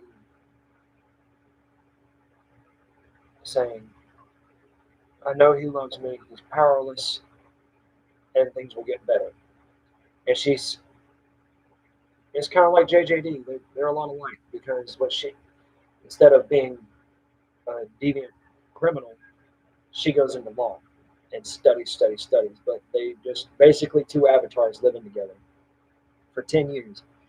Then comes the day he gets fired, and not only is it humiliating and just the worst possible thing that could happen to a police officer married to a lawyer.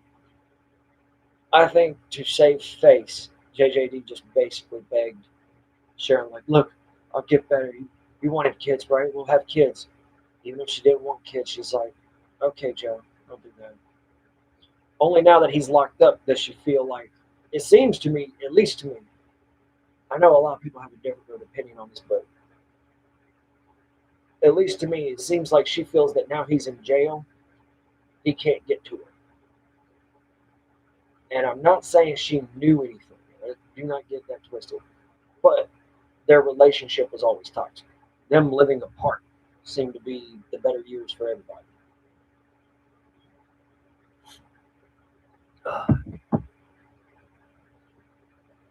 Despite his affinity for horror films, he'd steer his daughters away from watching any true crime stories. Oh, wow. Is that in the book too, for sure? Like, that's something that was in the book? I'm seeing it, it's like he tolerated the horror movies because it wasn't anything. There wasn't anything that could come back on him. I think he was the most selfish. I mean, everything I've described even supports this. He's the most selfish son of a bitch that ever existed, just by the sound. He was strict about turning the lights off too. He tried to get. Yeah, I heard he was back when he was arrested. Somebody was telling us about how he was a penny pincher. Um, oh hell, what do you call it? Like he would try to talk them out of the toppings or something. Like I remember hearing about that before. He was a bit of a penny pincher. He wanted the air conditioning unit to be militantly controlled, never running all day. Dude, he sounds so much like my stepdad. It's not even funny. I see he never wasted food,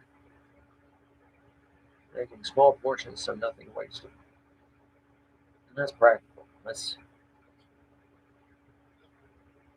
I mean, he's got all the classic serial killer home life attributes. It's about order. It's about control. It's about everything until it gets away from it and becomes something completely different. He definitely wasn't trying to. I don't know. Maybe when he was the East Area rapist, he was trying to indulge what. Now, here's another question: what did the book say about the conversations with? What did the book say about the conversations Joe and James had regarding ear? Sometimes he'd sneak the girls into drive-in movies using the expansive space of the Bel Air to go undetected. He'd tell them to get in the back and hide.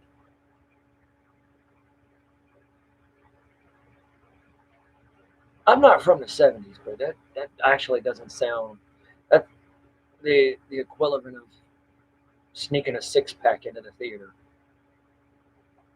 You know what I'm saying? Like it's hokey.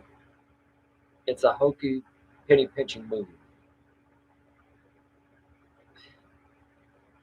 Dude, this guy is seriously. It's like stealing. It's like going to a restaurant and being sure to steal the silverware and stick them in the purse. You know what I'm saying? Like it's what it makes me think of. It's not highly uncommon, but it's definitely penny pinching. It's definitely wrong. Wow. I really hope Sharon understands her brother's position on doing this. Like this was just releasing that book was a good idea. Doing these interviews was a good idea for their family, so there would at least be an outlet for answers. You know what I'm saying? But I do want to know more about the conversations that James had with D'Angelo. I'm about to throw a rock at that thing. At least it doesn't call at 3:30 in the morning anymore. That I had to take a slingshot to it one morning because it woke me up for the third time. Just and now he goes at 6 a.m., which isn't so bad because I'm up about that time. Six, what is it now? 3:30 here. So yeah, he's doing his constitution. He just walks around in a circle. He had four little McNuggets that would follow him, and they were adorable. But Coyote's got two of them, three of them, I think, because I just see the one now. Here we go. We talked about motorcycles, family, and the model boat I was working on. Then we started talking about the news. The East Area Rapers had been caught, and people were scared. Please tell me. This is relevant right here.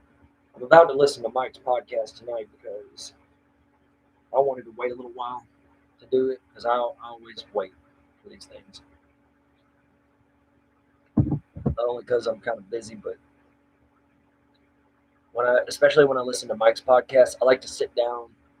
I like to be in a certain zone when I do it because, as you all know, I get wrapped up in this stuff really easily. I get emotional about it, and I've come to figure out there's a way do to be interested in these things and enjoy them, but it's about headspace. It's about timing. I told Joe about the pistol and that the East Area rapist would get a hell of a fight out of me if I didn't kill him. I said I'd hurt him so he'd get captured. Interesting.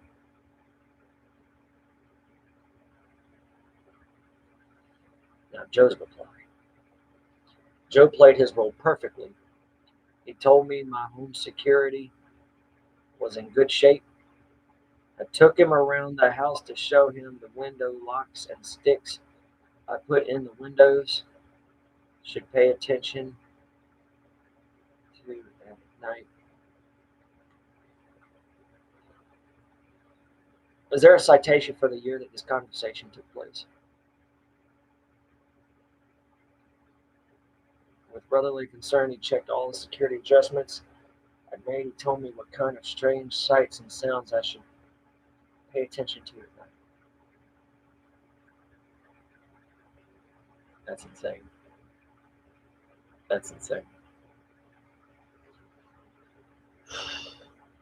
That's that avatar just doing what it does. Spring of '77. Joe Rogan.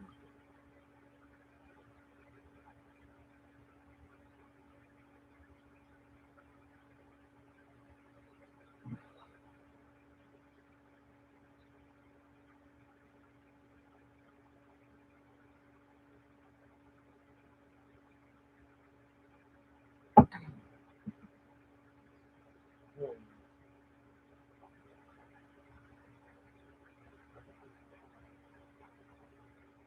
So by that point, it'd been less than a year, roughly, that he'd been doing this. So would I be correct in assuming this was definitely past the blackout being raised, and this is going into the couples, like he's going into the couples. Did they release any pictures of JJD like around the time he had the mustache? Was there any more mustache JJD, or was it just the pictures that were shared? Because I was curious about that. I was wondering if it was if that picture was like a well, the other officer didn't have a mustache, so I guess it didn't make sense. It was probably just Joe trying it on for size. No, only the eights.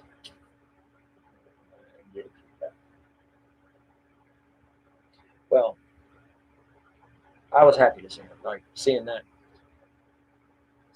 receding hairline. Like, I don't know why. I'm obsessed with that aspect because none of those pictures has a guy with a receding hairline. The only one that made sense was McGowan's. The one with the mustache had hair. Oh well, just a thought.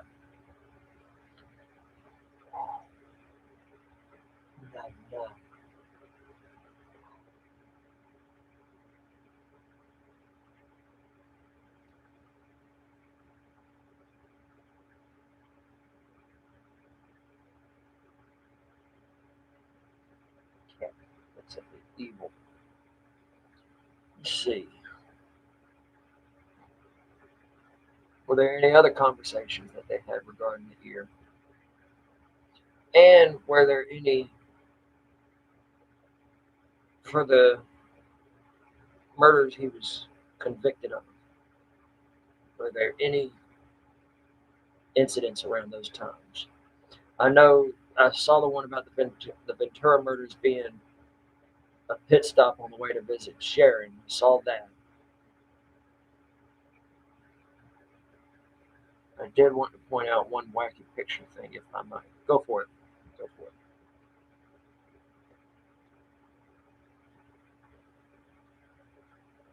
It was like they were close, but only as close, like as any in long. When the time is right.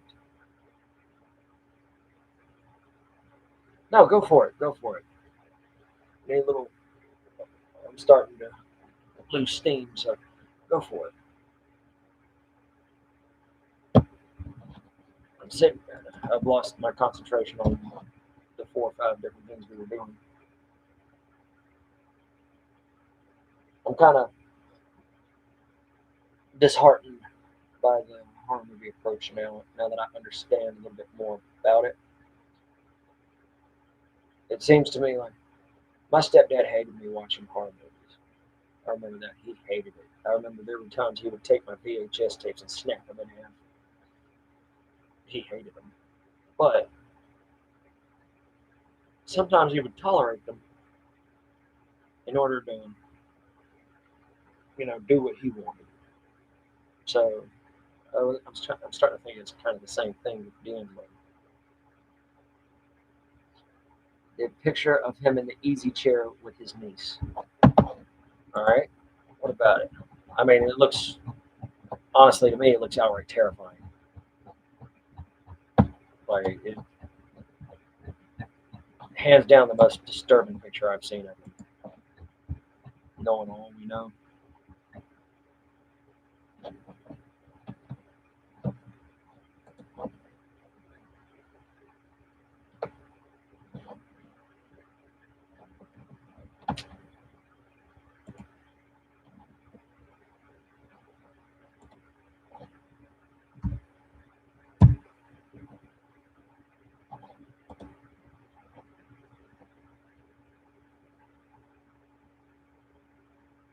Looking at it now.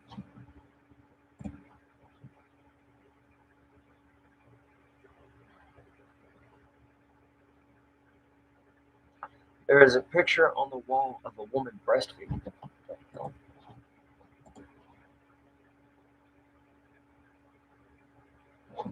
There, gotta find a better picture of it.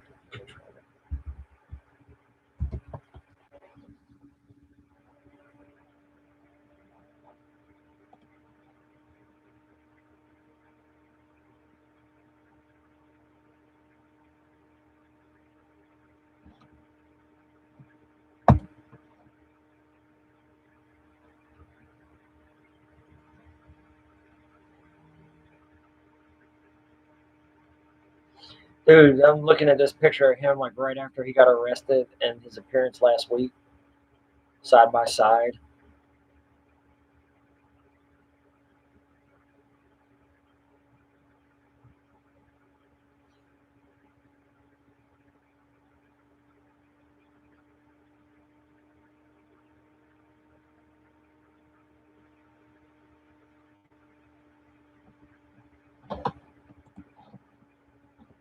I'm trying to find a better quality picture of the of that picture because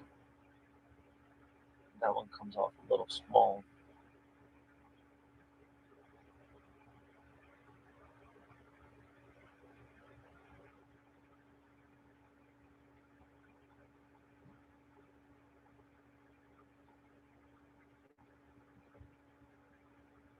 His dad looks sick too.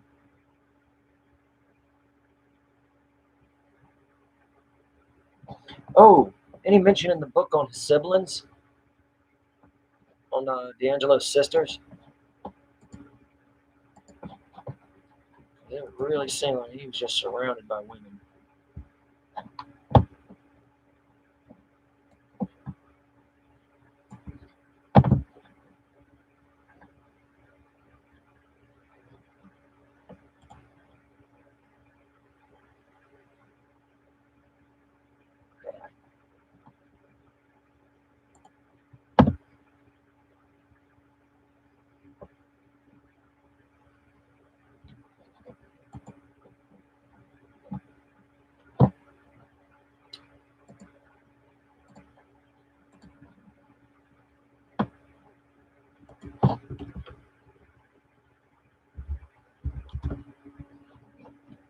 There we go.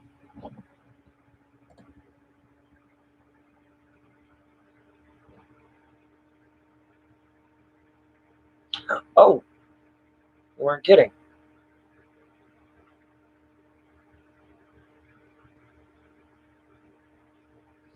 I didn't even notice that.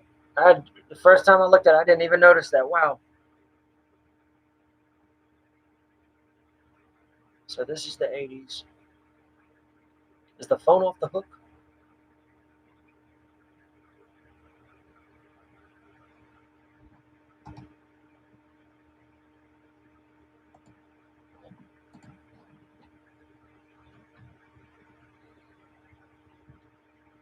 This shit looks like a mess. Yeah, the phone's off the hook. Phone's off the hook. Only one story he mentions flying Joe and John down to Exeter an airplane because JJD wanted to save money on gas.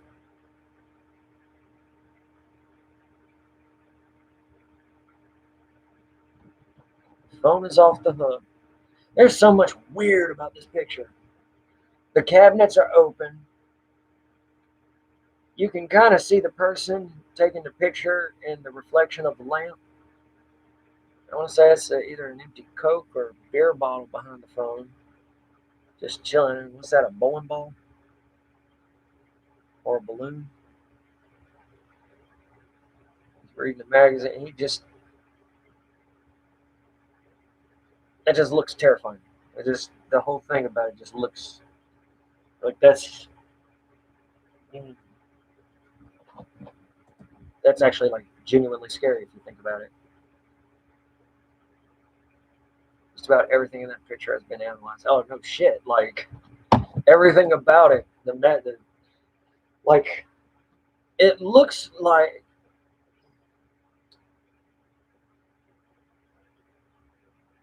the only thing missing is fingerprint dust powder.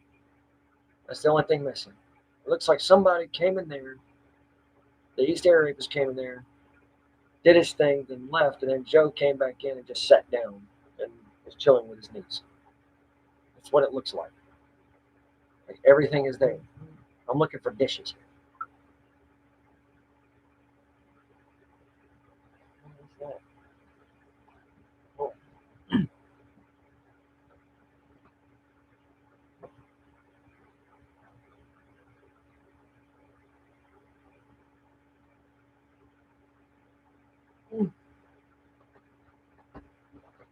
They just sold a part of Durham.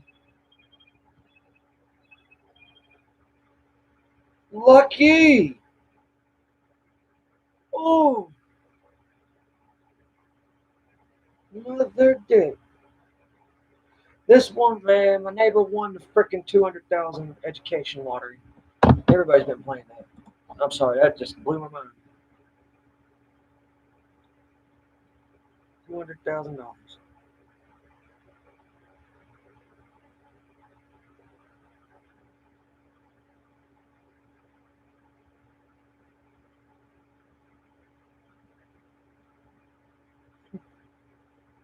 Well, good for her. Plastic is on the lampshade. Plastic.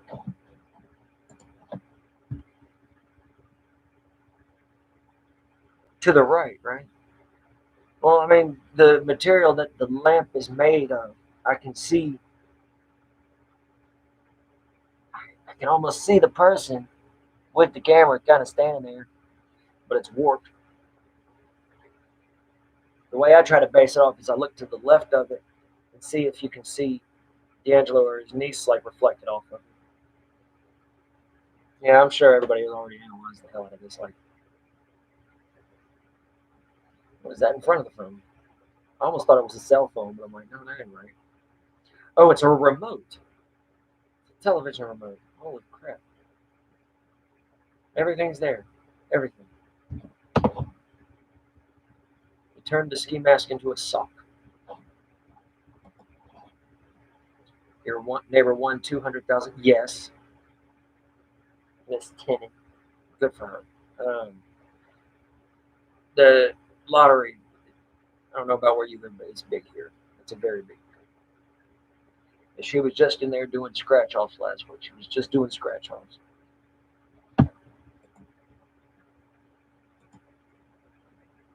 That to me is astounding. And somebody had to win it though. That is the consensus remote. Consensus remote. Shit. Oh, I hate control. Insane. Let's see. I'm done looking at that picture. That picture is terrible. That's like a horrible, horrible picture.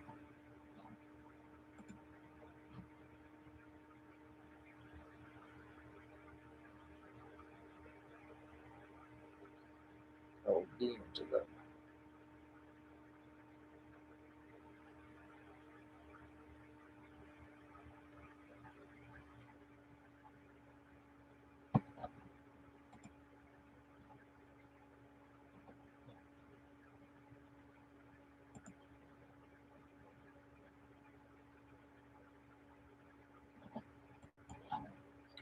It's all about winning the lottery twice. Doubt. You mean the financier of the latest blockbuster zombie movie?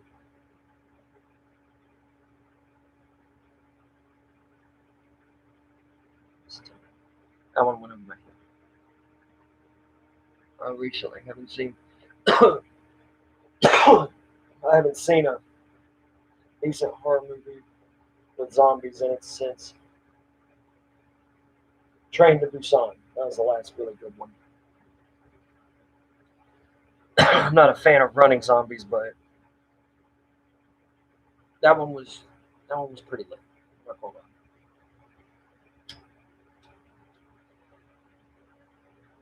After that, Double Tap was okay, but I didn't. It was nowhere near as fun as the first Zombieland. Like that, just to me, they waited too long to do that one, and it came off clunky. Created in an era, a very odd era. In today's times, like movies aren't going to be the same as they were, especially horror movies.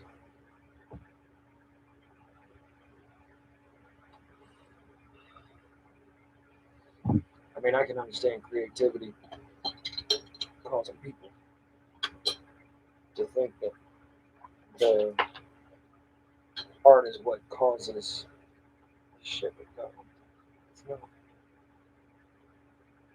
It's just midnight. Let's see. What other personal stuff did the book tell you about D'Angelo? Like, did he any other like nuanced stuff, interests?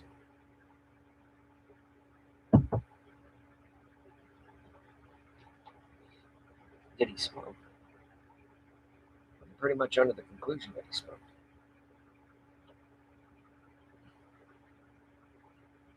Or was that just something he did during the college? Maybe she will finance my zombie rooster franchise. Oh, that's what you're talking about. No. They already did that. It was called Poultrygeist. It was a trauma film. It was really, really awful. It was a, I don't know. Now that in hindsight, it came out before we found out what we found out about Jared Fogle. So now that you look at it from what we know now, I think that movie did justice. Did you read about the road rage incident? Little bits. Like I'm not sure what specifically happened. I know he used a revolver to threaten off somebody, but I don't know like what the specifics of it.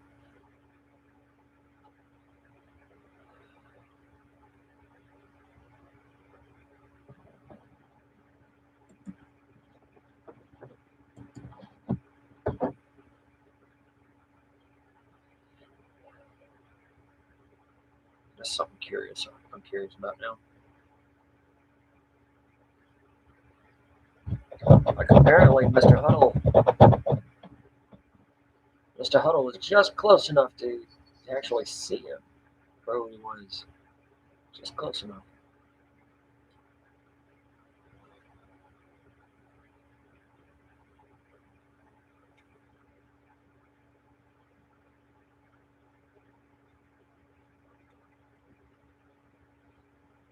That's pretty much it. He cut someone off, then gave them the middle finger and pulled into a McDonald's. So he cut someone off, gave them the finger. Tell me that's not. Pulled a 357. What a Karen. Oh my God.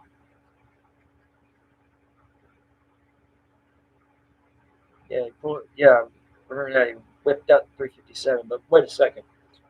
So he cut.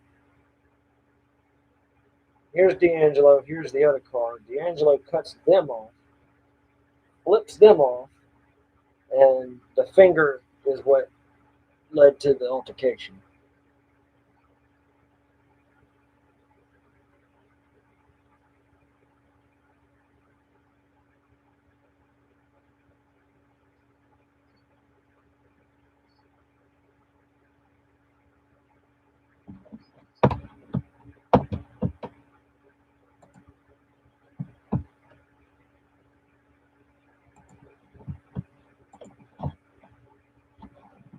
Am I right about that? D'Angelo cut the guy off, flipped him off, and that led to the altercation.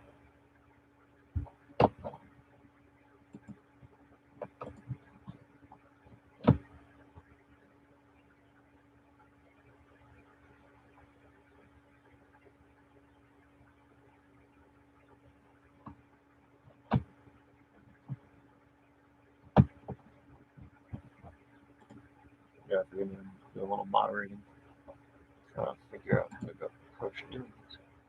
Yes. The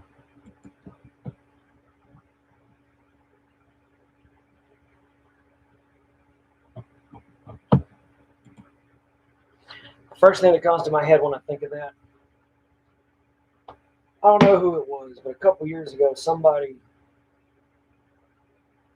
I think it was before the arrest, somebody produced like a video using, I think it was WWE's 17's, like make your own wrestler mode, and they made original Night Stalker versus Richard Ramirez, and it was corny as shit. But now it makes me think he would never win in a fist fight. He would never. He would never be able to go toe to toe with somebody. He he'd tense up unless he had a gun. If he had a gun, he would use it.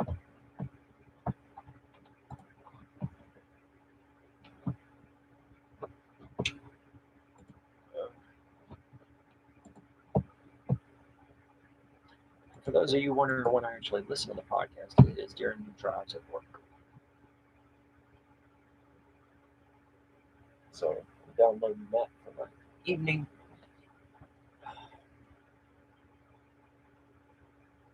Well, funny enough, we stayed on topic today, even though we went off about horror movies a little bit. I think it was still relevant to the book, to the context of the narrative that Mr. Huddle's providing us, and it was an interesting thing to learn. I think we learned something. As I said, I'm not conclusive that I'm no longer of the opinion that JJD enjoyed horror movies. I think I'm on the side. I'm erring to the side now that he tolerated it. That was something the kids was into, and when his brother-in-law would come, it was something they all indulged. That's kind of where I'm at with that. Criminology contest with more at work, and you can fill in some blanks. Oh, I look forward to it. I look forward to it. Still got about an hour to kill, but I'm glad I did this because I wanted to go into it with my own homework and check. Oh, did it mention anything like anything else that D'Angelo likes, like things that he enjoys, like certain foods, maybe smoking, drinking. These are new. These are things that I've forgotten about. Like I would be almost certain that he at least attended an AA meeting. I'm almost certain of that. Another thing I'm interested in is like how he.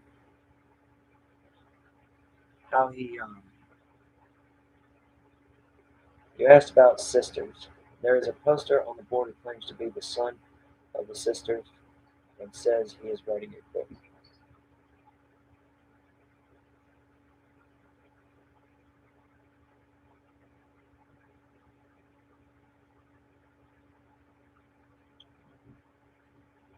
I mean,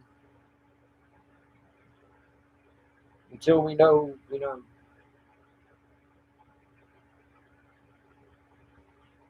I like to try to make. I like to think that I could present somebody and talk to them on screen share here. And let them talk about their side. Anybody could do it. Talk about their side. Mention who they are. Talk about how they know this person. That'd be the way I'd want to know it, or at least through some kind of publication that covers them. Because there's been people that have released content that relay the fact that they are, in fact, someone they are not. And it's shady. I'm not saying this person is in that category, just saying you gotta be careful with that, especially now. Mr. Huddle was different. Like he actually, like, I'm surprised. I was very surprised. Like, I don't know how I thought JJD's family and extended family were, but nothing like Mr. Huddle I've learned so far. He seems to be more.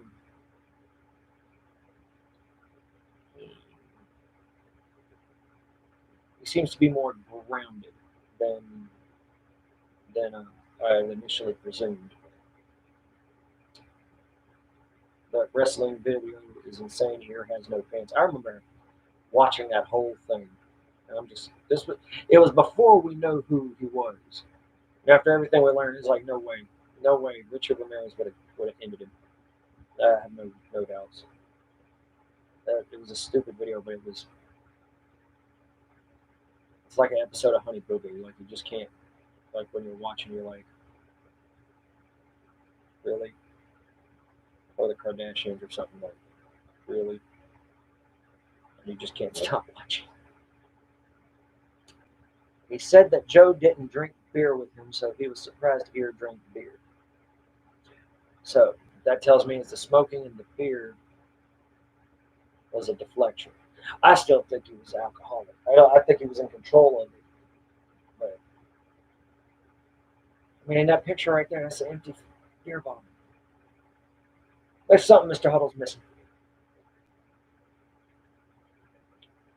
February, he seems to be full of it. You asked about the Simpsons. February, he seems to be full of it. Definitely something to watch. Definitely something to watch.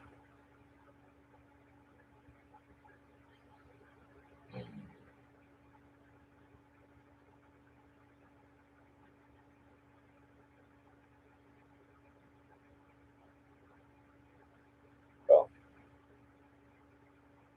I'm gonna keep all that in mind. Moving forward, thinking about.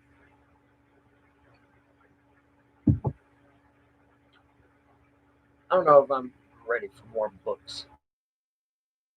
Like, I think everything that's been said about what we know has been said that can be said. Like that can be said has been said. I think it's all out there, and I think podcasts are definitely the way to go with relaying the rest of the information.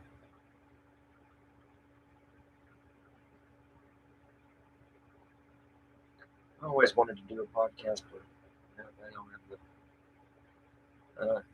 the. I don't think I've ever had like. I have the discipline for it, but I don't have the focus for it. Now it's become a thing. I just don't have time for it. Getting a chance to do this has been the best part of the last 2 months for me. Next to where they've been sending me to work for the last couple of weeks has been pretty good. But anytime I get to sit down and talk to you guys, you know, check in on how everything's going on the forum and whatnot, this is definitely the best, some of the most entertaining times of my days. I enjoy the forum. It's just really hard trying to dive back into it. Really, really hard. Let's see. I'm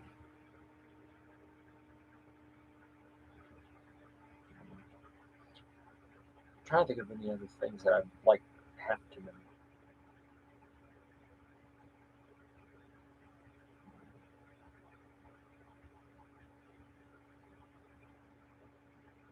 So, Mr. Huddle was aware of the exterior rapist. What about conversations with Sharon? Like, it seems like the book only talks about his interactions with his brother-in-law. What about his sister? Did he? How was James about his sister?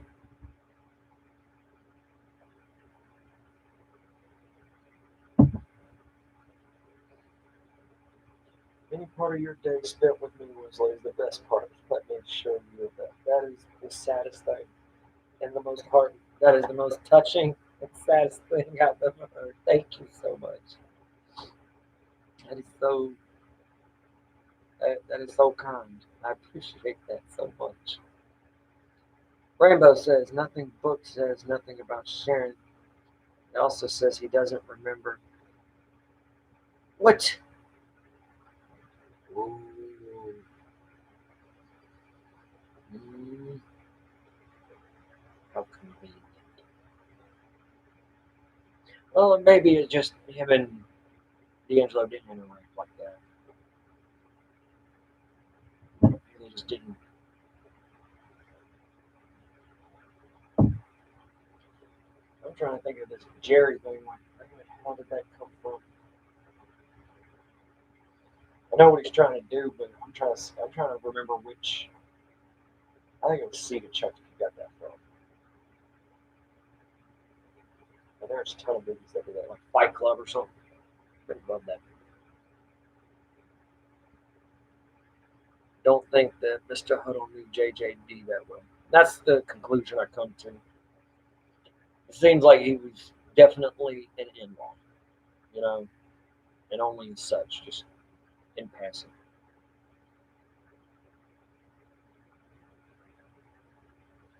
Sharon, oh, I guess either, so I think she may be off limits. Damn, damn it.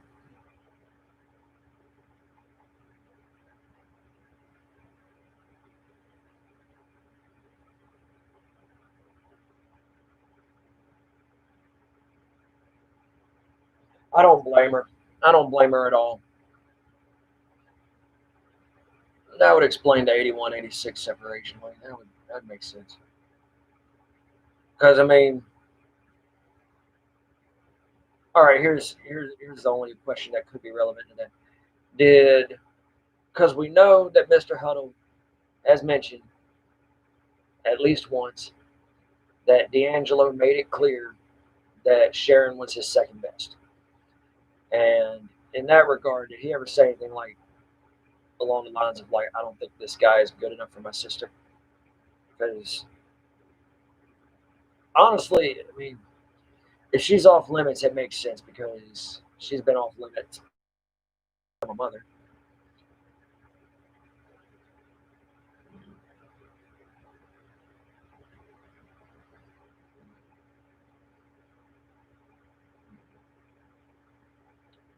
I'm wondering if Mr. Huddle actually approved of D'Angelo or he just tolerated him. I mean, when the kids came around, that makes sense because, you know, they're married and they have kids. What are you going to do? And Sharon in her situation now is like, the way I see her being,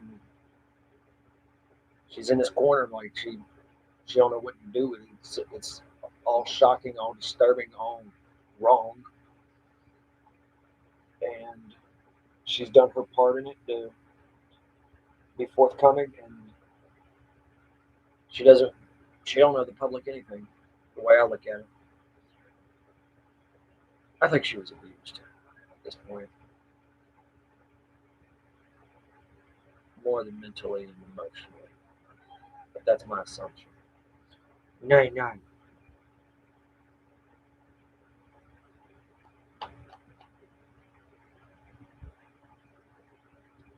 He says he found it odd, but didn't say that exactly. Him and Joe lived together during the Cordova Capo days, but he doesn't say what street. What's the point of that? Well, it's probably to put them in. I don't know. It depends. Like, what did he learn from D'Angelo during the Cordova Capo while they lived together? What did he learn? I see he's trying to put D'Angelo in places. Like when he had mentioned in the article that he did the interview in, he mentioned that he was when he became a diesel mechanic like that synced it all up for me because he ended up doing that for the next 30 years. Like why don't you check a city directory and find out? Says J. Paul. Possibly. I'm sure somebody could figure that out. Maybe it's in Cordova, right? Where did they say they lived together during the Cordova cat burglaries?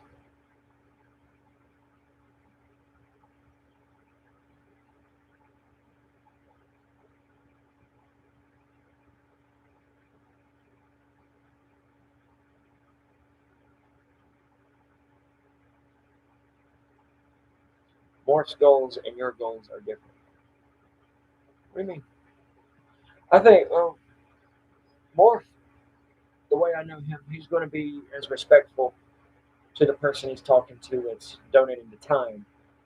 You know, I don't put it above Mr. Huddle to come forward. Like when they do their prep work for the interview, what I typically do is I go through the questions and make sure they're comfortable with the questions that I'm asking, with the way they're asked and whatnot. And as long as they're aware of it, not to put somebody on the spot, I'm going to assume that he does about the same thing. And if that's the case, then he probably had questions regarding sharing. But once, Mr. Huddle caught on to that, he's like, I can't. And now it makes a lot more sense. It makes not a lot more sense, but it makes more sense now that Sharon's probably okay with him doing this as long as certain things remain taboo. You know, like there are lines, and if you don't follow these things, you know, we're going to have issues. It's as if that makes sense, and that would be the way I'd approach it, and I'm pretty sure that's the way Mike is approaching it. Because if somebody, I mean, the idea here is not to be some tabloid kind of thing, like or Gail King or something, like not to hit the hard pressing issue. It's about sharing information. And from what I've gathered so far, and I can't wait to listen to it tonight, Mike got a lot out, just not in regards to sharing. So, and now you're telling me that his book didn't have much on sharing either. Like, was she even mentioned at all? Like, at all in the book? Other than, oh, they were living here. They got married then. They had kids here. That's her breastfeeding on the way. Like, other than stuff like that. Was he dismissive about her? Because what that tells me is that she really doesn't want her business put out there. She doesn't care for it. She doesn't care for us. She doesn't care for what's happened in her life. But she's going to do her. She it seems like all she cares about is those closest to her. But she understands that there are questions that people are always going to be asking. I give you an example. Look how upset people are about the Lyle Stevick thing. You know, these people that went out of their way to help identify this guy. The family finds out this was their son, this was their relative, and then they go to immediate seclusion. Like, thank you, but you know, you're not going to know who he is, who he was, what happened to him. This is our family member, and we're going to make our peace with it. Sorry, but not sorry. That's what it makes me. That's what it makes me. See, lack of focus. Lack of focus.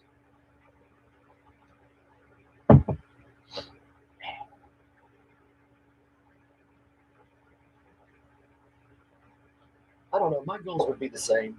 I would just want as much information as possible. But then again, I'm a people person. I like to, not that Mike's not, but what I like to do is I like the person to be themselves around me. I like somebody to be 100% candid with me. Let's have boundaries, let's have lines, but at the same time, we're doing this, we're in this situation. Let's have as much fun with it as possible. Um, yeah, undisciplined. There we go. Undisciplined. Mm-hmm. You, you. Come say hi. Come say hi. This is the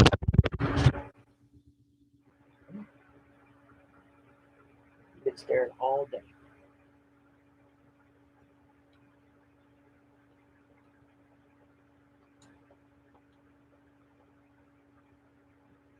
There you go.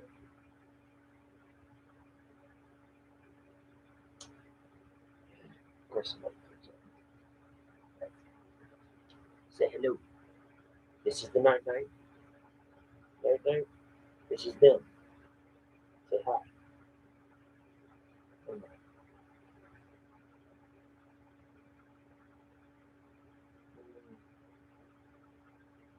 You see that look of just evil coming off her face? She's looking at me like, hit me down and kill you.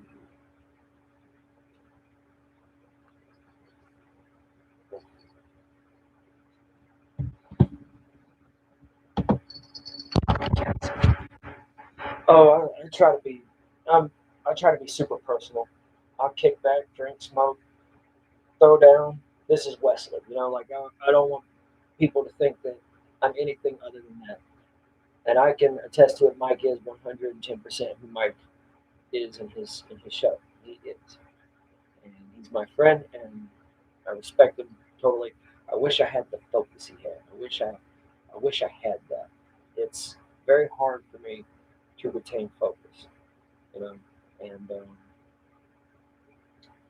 it sucks. It sucks. And then you give up coping your coping mechanisms. It makes it even harder. So I'm in a place now. I don't even have time for it. I'm trying my hardest. I mean, time's tough for everybody. I'm not complaining. I'm glad to be vertical and working. I'm, I got my midnight with me. I have a roof over my head. Man, I can't complain. Everybody has their own style. Exactly. Exactly. Everyone has their own personality. It's just people get too offended too easily these days. You know, we, we are. It's a strange. 100 years ago, I bet the people right around the depression were saying the same thing. I bet they were. But it was more like I say, they are broke. What the hell is a corrupt? But you'll always get the genuine article with me. I know a lot of people don't like it, but I've been called worse. I've been called worse, and I make it a point to treat everybody the way I would wish to be treated until I am treated wrong, and then honestly, I don't even waste the space on people like that anymore. And now with the sister survivors in my life and the survivors, these amazing people in my life, yeah, yeah, I found an extended family that I feel like I'm part of, and I have their back all the way. It's them before everybody else. It's afforded me a wonderful last couple of years that could have been really depressing. You know, where I am not a sensitive sort, but playing are. I can be sensitive. I can be sensitive when I see something going on that's wrong. I can't shut my mouth. I can't stay out of it. It's gotten me into so much trouble, just to say the least. But I, I'll give you an example. I call something out when I'm drunk. It's swaggerish. I call something out when I'm sober. It's it's a stutter fest. So depending on which way I approach it, it's always the same direct thing. Like, what the fuck are you saying? Like, what are you talking about? I've learned to live with it. It's pretty funny, especially after what happened to my brother. My brother, that shit cleared up so much in my life. I treat everyone with the same disdain. I work with a girl that does that. I work with a girl that's exactly like that. She treats everyone like the same asshole. Her logic is, is that everybody but her is an idiot. And I'm like, go for it. I love it. At least you're honest. At least you're not passive aggressive. Oh, that shit is hilarious to me. But I can't wait to get out of the country. Now, what'd you have to say about Raleigh? You from Raleigh? You going to be in Raleigh? If so, I wish bars were open. I miss that. I miss that so much. When I moved out here, that was like half the allure. I'm not even gonna lie to you. It was half the point of moving out here. I got to go. I was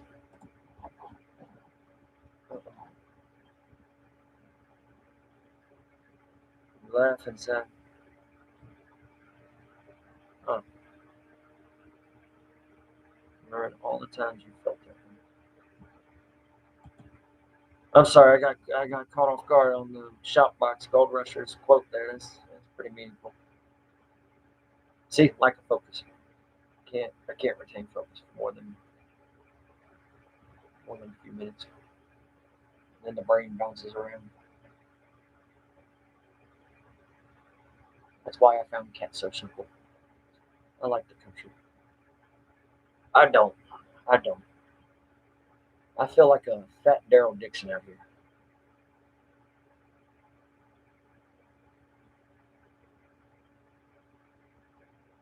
So what do you want to say about Rome? You have AD. Oh yeah, absolutely, absolutely. I don't.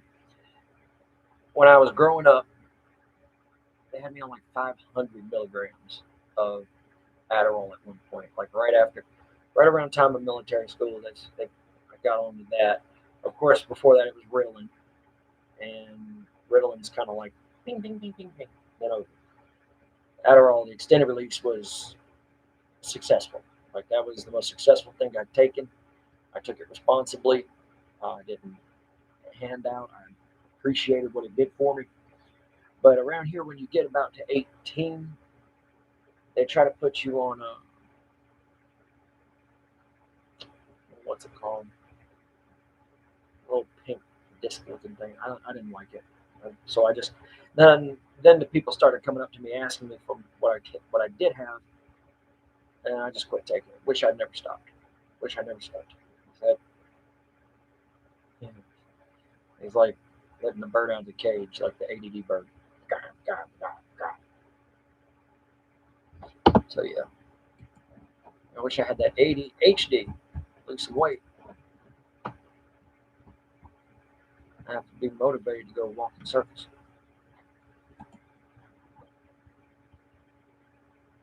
No, one of the big motivations of moving out here is I was closer to Durham, and my favorite bar was in Durham, and I was able to go out like Sunday night or no Sunday night was tavern. That was karaoke night. I love karaoke.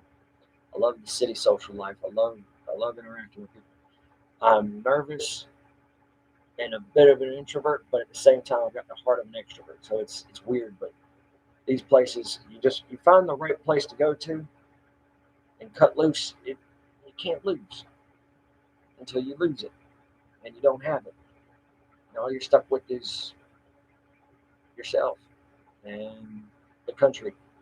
And I can see where some people would enjoy this, but honestly, half of my problem out here is like I don't know if you can see the rash on my arm, but during the summertime, the spring and summertime, like I have a really hard time with how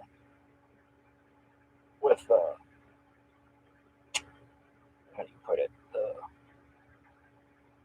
I have a really hard time with the outdoors, which sucks because I like camping, I like kayaking, I like riding my bike. I don't, but I stay outside too long. That's a wrap. It's it sucks. And when you're in the country, it doesn't matter if you're outside or inside. The outside's going to get your ass, and I'm over it. The ADD bird. Yep, that's what they call me. Midnight's just as bad. I've learned that about her. Her focus is My focus is rubbing off on her. Allergies? Oh yes, I'm allergic to everything. I'm uh, I'm already a super picky eater, but over the last couple of years, I've tried to open up and try to open up my palate to different things. But there's some things I just can't do, like anything with nuts. I have the pleasure of saying I'm allergic to nuts, and I don't mind that at all. Keep nuts away from me. No bueno. It's like the mist, lol. Yes. I'll be right back.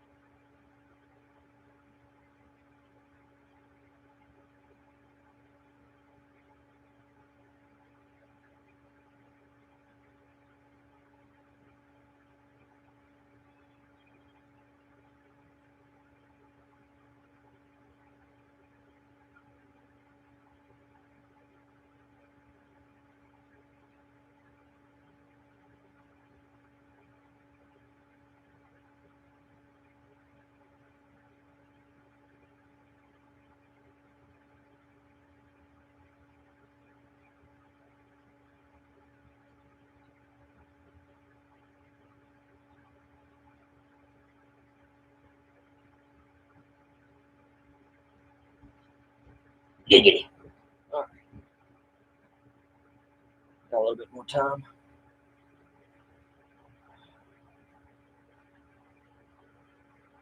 Well, I feel like I did learn a lot in 3 hours. I'm ready to listen to this podcast. Tomorrow's my day off, so I'm trying to plan a time where we can all reconvene. I hate sharing.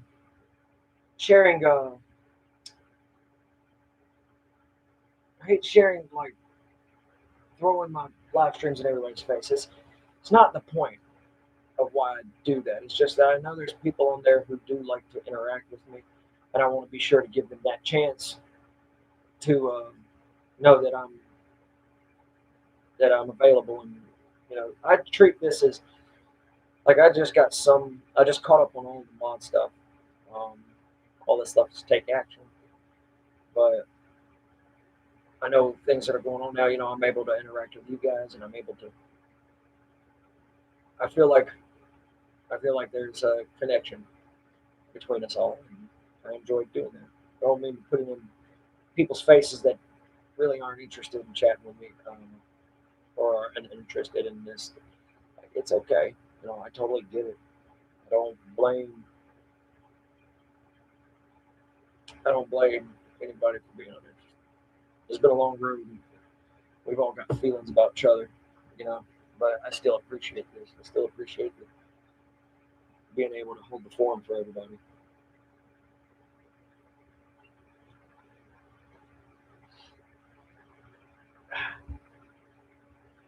It's definitely something else. So tomorrow I'll be doing my other job for a little while, which I'm about to wrap up with. I don't know why I keep going back to this guy and writing movies for him, man. I don't know why I do it. I guess it's just to keep my creativity in check, but he has some crazy ideas. But he pays for the work. He pays my bills, and then he produces his movies. So can't complain. I don't sign into YouTube on the regular, so I miss when you are on sometimes, and I miss you too. I miss seeing you guys. There are some nights when it's really late, and I've had a few, and especially especially if I got my ass kicked at work. Oh man, I don't know if you ever worked in the kitchen business. Damn, a small kitchen servicing 12 miles worth of people, being the only restaurant in the area for 12 miles. Like that's 7 drivers, 4 cashiers, all in the building that used to be a bar. So the kitchen's super tiny. And then the drives are between anywhere like up to 12 miles. They're long ass deliveries. Wear that mask all day now.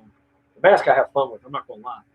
I got a hockey mask in my car that I use. I put a piece of cloth over the bottom, and I go up to people, and it's Jason. My friend makes custom hockey masks, and yeah, it's a lot of fun. I like it. The customers love it. The customers love it. But I do get my ass kicked on a regular when I work across the street at that restaurant. Sometimes I'll sign. I'll have already had 5 or 6 beers. I'll sit there, and what I'm doing is I know there's people that interact with me on the other side of the planet. There's night owls, but you can know that aspect gets me into trouble sometimes. Because then I'm like, nobody's here. Let me go wake some up. And I've gotten better about that. But those are the roughest days. Those are the days.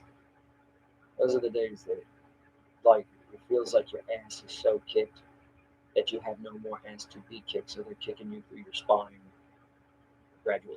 Like your spine is being kicked all the way up. You look like a predator. You know, when he pulls the skull, attached to the spine and the belly. No wonder they tip well. Oh yeah, here they tip great. These these rednecks, man, they pay high, and they're heavily entertaining. Eh, no, midnight. No, don't even think about it. My cat is slick. We've got all kinds of customers too. Like there's such an eclectic bunch of people out here, and they're all interested. They're not just rednecks either. There's people that live out here just to be away from people, and then there's families. It's it's rewarding for the money. You make high dollar here. Now I go to their other restaurant near in Wake County, in Franklinton, on the weekends. I've been going there the last 2 weekends, and I found myself broke the last 2 weekends compared to how it usually works here. Like even when they mess up a ticket, it's like, Wes, we accidentally gave you too much. You didn't actually make $200. You have to give us about 80 back. And it's like I still fucking won. That's one night's worth of work. That's can't beat that. Cannot beat that. The last month was harder. It was a little. It was much rougher than it had been. And that was the first time I got behind on bills like I've ever, like ever. And I'm still depressed about it, especially after a day of breaking my back and then coming home to that.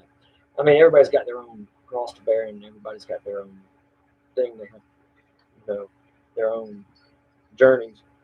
That's just a bit of mine. Like there are days I'll log on really late early just cause. Now you ain't told me about Raleigh yet. You ain't told me what you got in mind about Raleigh. If it's about the riots or anything, I don't know. I mean, my mom works for the city of Raleigh as a surveyor, but they've recently had her like working from home. So Raleigh doesn't concern me that much until the bars open. Because it's time for Wesley to go out and go interact with people. And I'm always up for interacting with people. I enjoy interacting with people. I might go to the boxcar there. I haven't been to the Raleigh's boxcar yet. Boxcar is basically this bar that's like an arcade bar, and they've got everything. The one here in Durham is amazing. I love going in there. They've got Street Fighter, Mortal Kombat, House of the Dead, The Simpsons. Ninja Turtles. They got all the classic arcades, Street Fighter. They got everything you can think of. They got their card games. They got outdoor stuff too. They got like a giant Jenga, giant Connect Four. I will PM about it. Okay, cool. Yeah, definitely let me know. Definitely let me know. I have a. I'm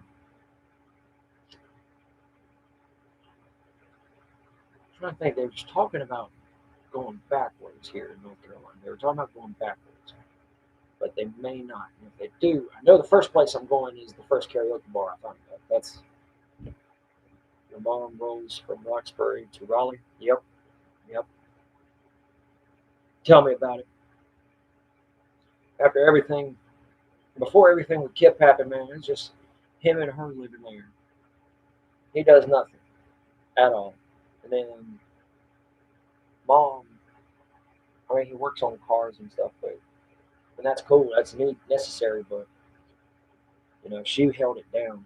She held it down, and she's helped me pay off my last house while doing this. And then we worked together to get out of debt for her.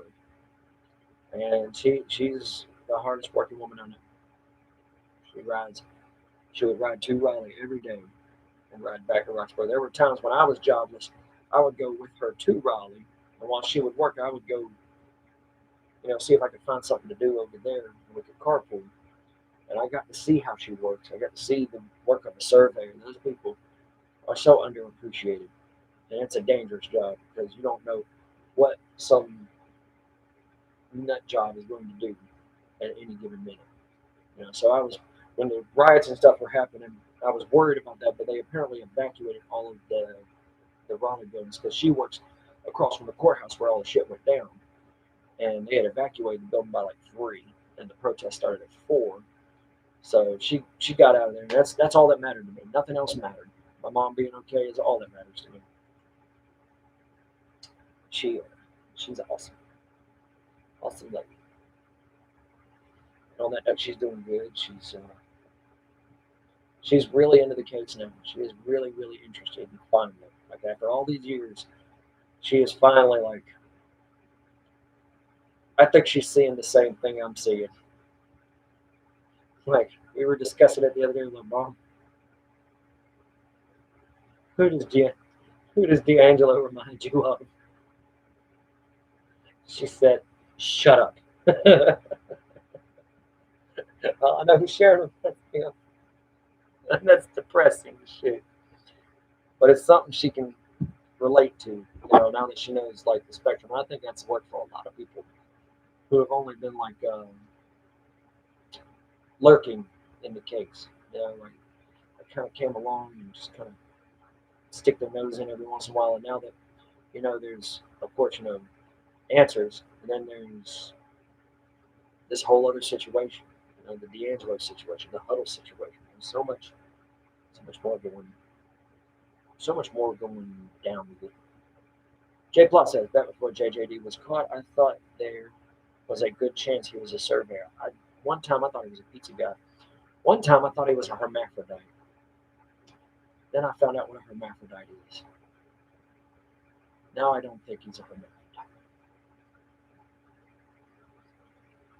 So yeah, I thought a lot of things. The only thing I was halfway correct about, my final conclusion was is that he was a police officer that got expelled or quit or fired. But I didn't think he was totally a police officer. I thought he was just like an academy. Like he was doing. In court, his testimony would hold up as a police officer. On the street, he was just a training officer. You know what I'm saying? That's what they call academy. And that's what I thought it was, but I didn't think he made it through it. I was halfway right about that. So it learned a lot of interesting stuff. It's getting to that point to move on. I'm about to. Have you ever shown her the map? Mm-mm. She's seen it though. She's uh she's quite familiar with how do I put this?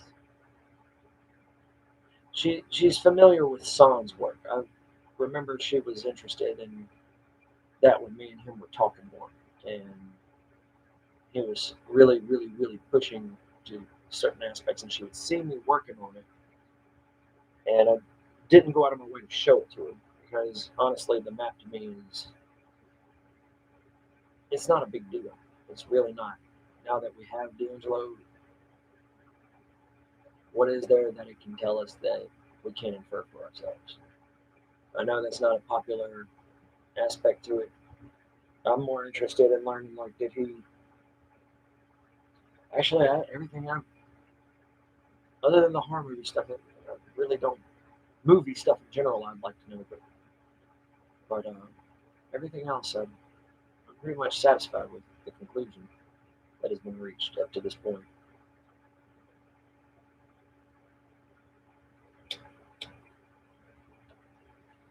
I do remember the most interesting aspect my mom thought. My mom is a big fan of Jane. She is a big, big fan of Jane, and she thinks, what was it she said? When you remember when the guy who is allegedly D'Angelo went, like he had the sprung shoulder, and he went to the place where Jane worked. I remember my mom mentioned something about what if he had still had, what if he still had her ID on him? You know what I'm saying? Would she recognize him first off, and then if they capture, did he go on these crime sprees and carry around the items? She expressed interest in that, like the okay, for example, when they found out about the gold plates and stuff, she thought that was astounding. And I was like, well, I mean, you have to do something with them. It's not conclusive yet. I don't know if there's a way that could prove that's what they are. But it's the most open-ended possible theory that I can see. She likes stuff like that. She likes those aspects, like you guys. Like there's a lot of people that are into those little aspects, and there's people that are so new to it that question the things we already know and have inferred and have given up on. And she's kind of at that point now, especially with Jane's case. She thinks Jane is a rock star. There was a story Jane had told me once. I'm sure I've shared it with you guys, and I shared it with my mom. She thought it was absolutely awesome. It was Jane and a friend of hers got robbed at gunpoint in Washington D.C.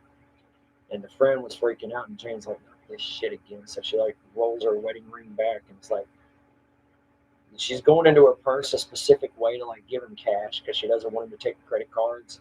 She's like, "Yes." It's like, oh, what was it he said? He said, "Do you want me to cut you up?" She's like, "No, I wouldn't like that at all." I thought my mom thought that was great. She hated that it happened, but she thought Jane's attitude about it was great. She got to meet Michelle. She loves Michelle. She ain't got to meet anybody else yet, though.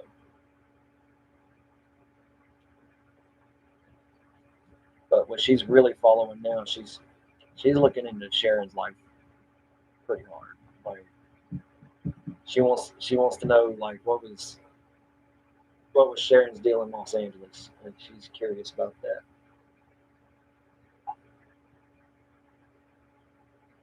She feels bad for him, but I guess where she's coming from, she's wondering how much could Sharon have known as far as a lawyer is concerned, and that's the because her brother's an attorney too. So she's sitting there wondering like how far could the client confidentiality go in this case? You know what I'm saying? What do you think of Jen Carroll? I think Jen Carroll's a badass. I love her. She is in your face about everything, and I think that's totally necessary. She came along at a great time too. There was a time that a lot of us were fearing that the sister survivors were getting exhausted of this, and there was like some splintering going on. And when Jane Carroll came, it was a perfect time because she was able to like lift a lot of the burdens that Debbie and Michelle would have and Jane would have. Like the things these women had to do to juggle their lives and this, it wasn't a vacation. This was reliving the past so that they could have answers for a future. Like it took a lot of teamwork. And when Miss Carroll came into it, she was absolutely astounding.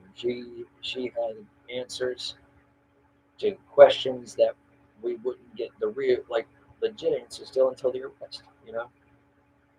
If I'm correct, she didn't come into it until like right before he was captured. Like right, she came into it right before Michelle died, I think, or right after. I might be wrong. I mean, she had had some. She stuck. She peeked in a few times, but she didn't really jump out there like she did. And her blog is awesome. Her blog, she just she was a breath of fresh air when it was needed. In a voice that was very specific. And so yeah, I dig the hell out of Jim Carroll. Mom likes her too. You see, of course, we love Victor. Once had a conversation with him, and he is exactly who you think he is. He does not lie. He does not sugarcoat. Um, Mad respect for that guy. Mad respect. Say my name like that shit. Just when you thought that dude couldn't get any cooler. Um, that's about. Of course, Margaret. Margaret's awesome. Margaret, Sonny. Um, um, um,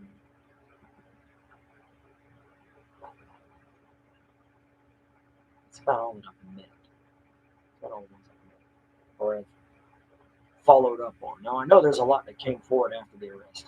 Interestingly enough, there is only one surviving couple from that era that survived. Like they were together when it happened, and they're still together today. Out of all those crimes, only one survived, and that's the couple that's been doing the rounds lately. And I'd like to talk with them sometime. Get both of their perspectives. You know, moving forward, what can we do to how do I put this like to assure people, like in the Delphi case, like how can we keep their spirits up for the same resolution? Because that's coming. Um, it's gone past the 18 months declaration I made, but I still, no, 36 months since I made the declaration of 36 months.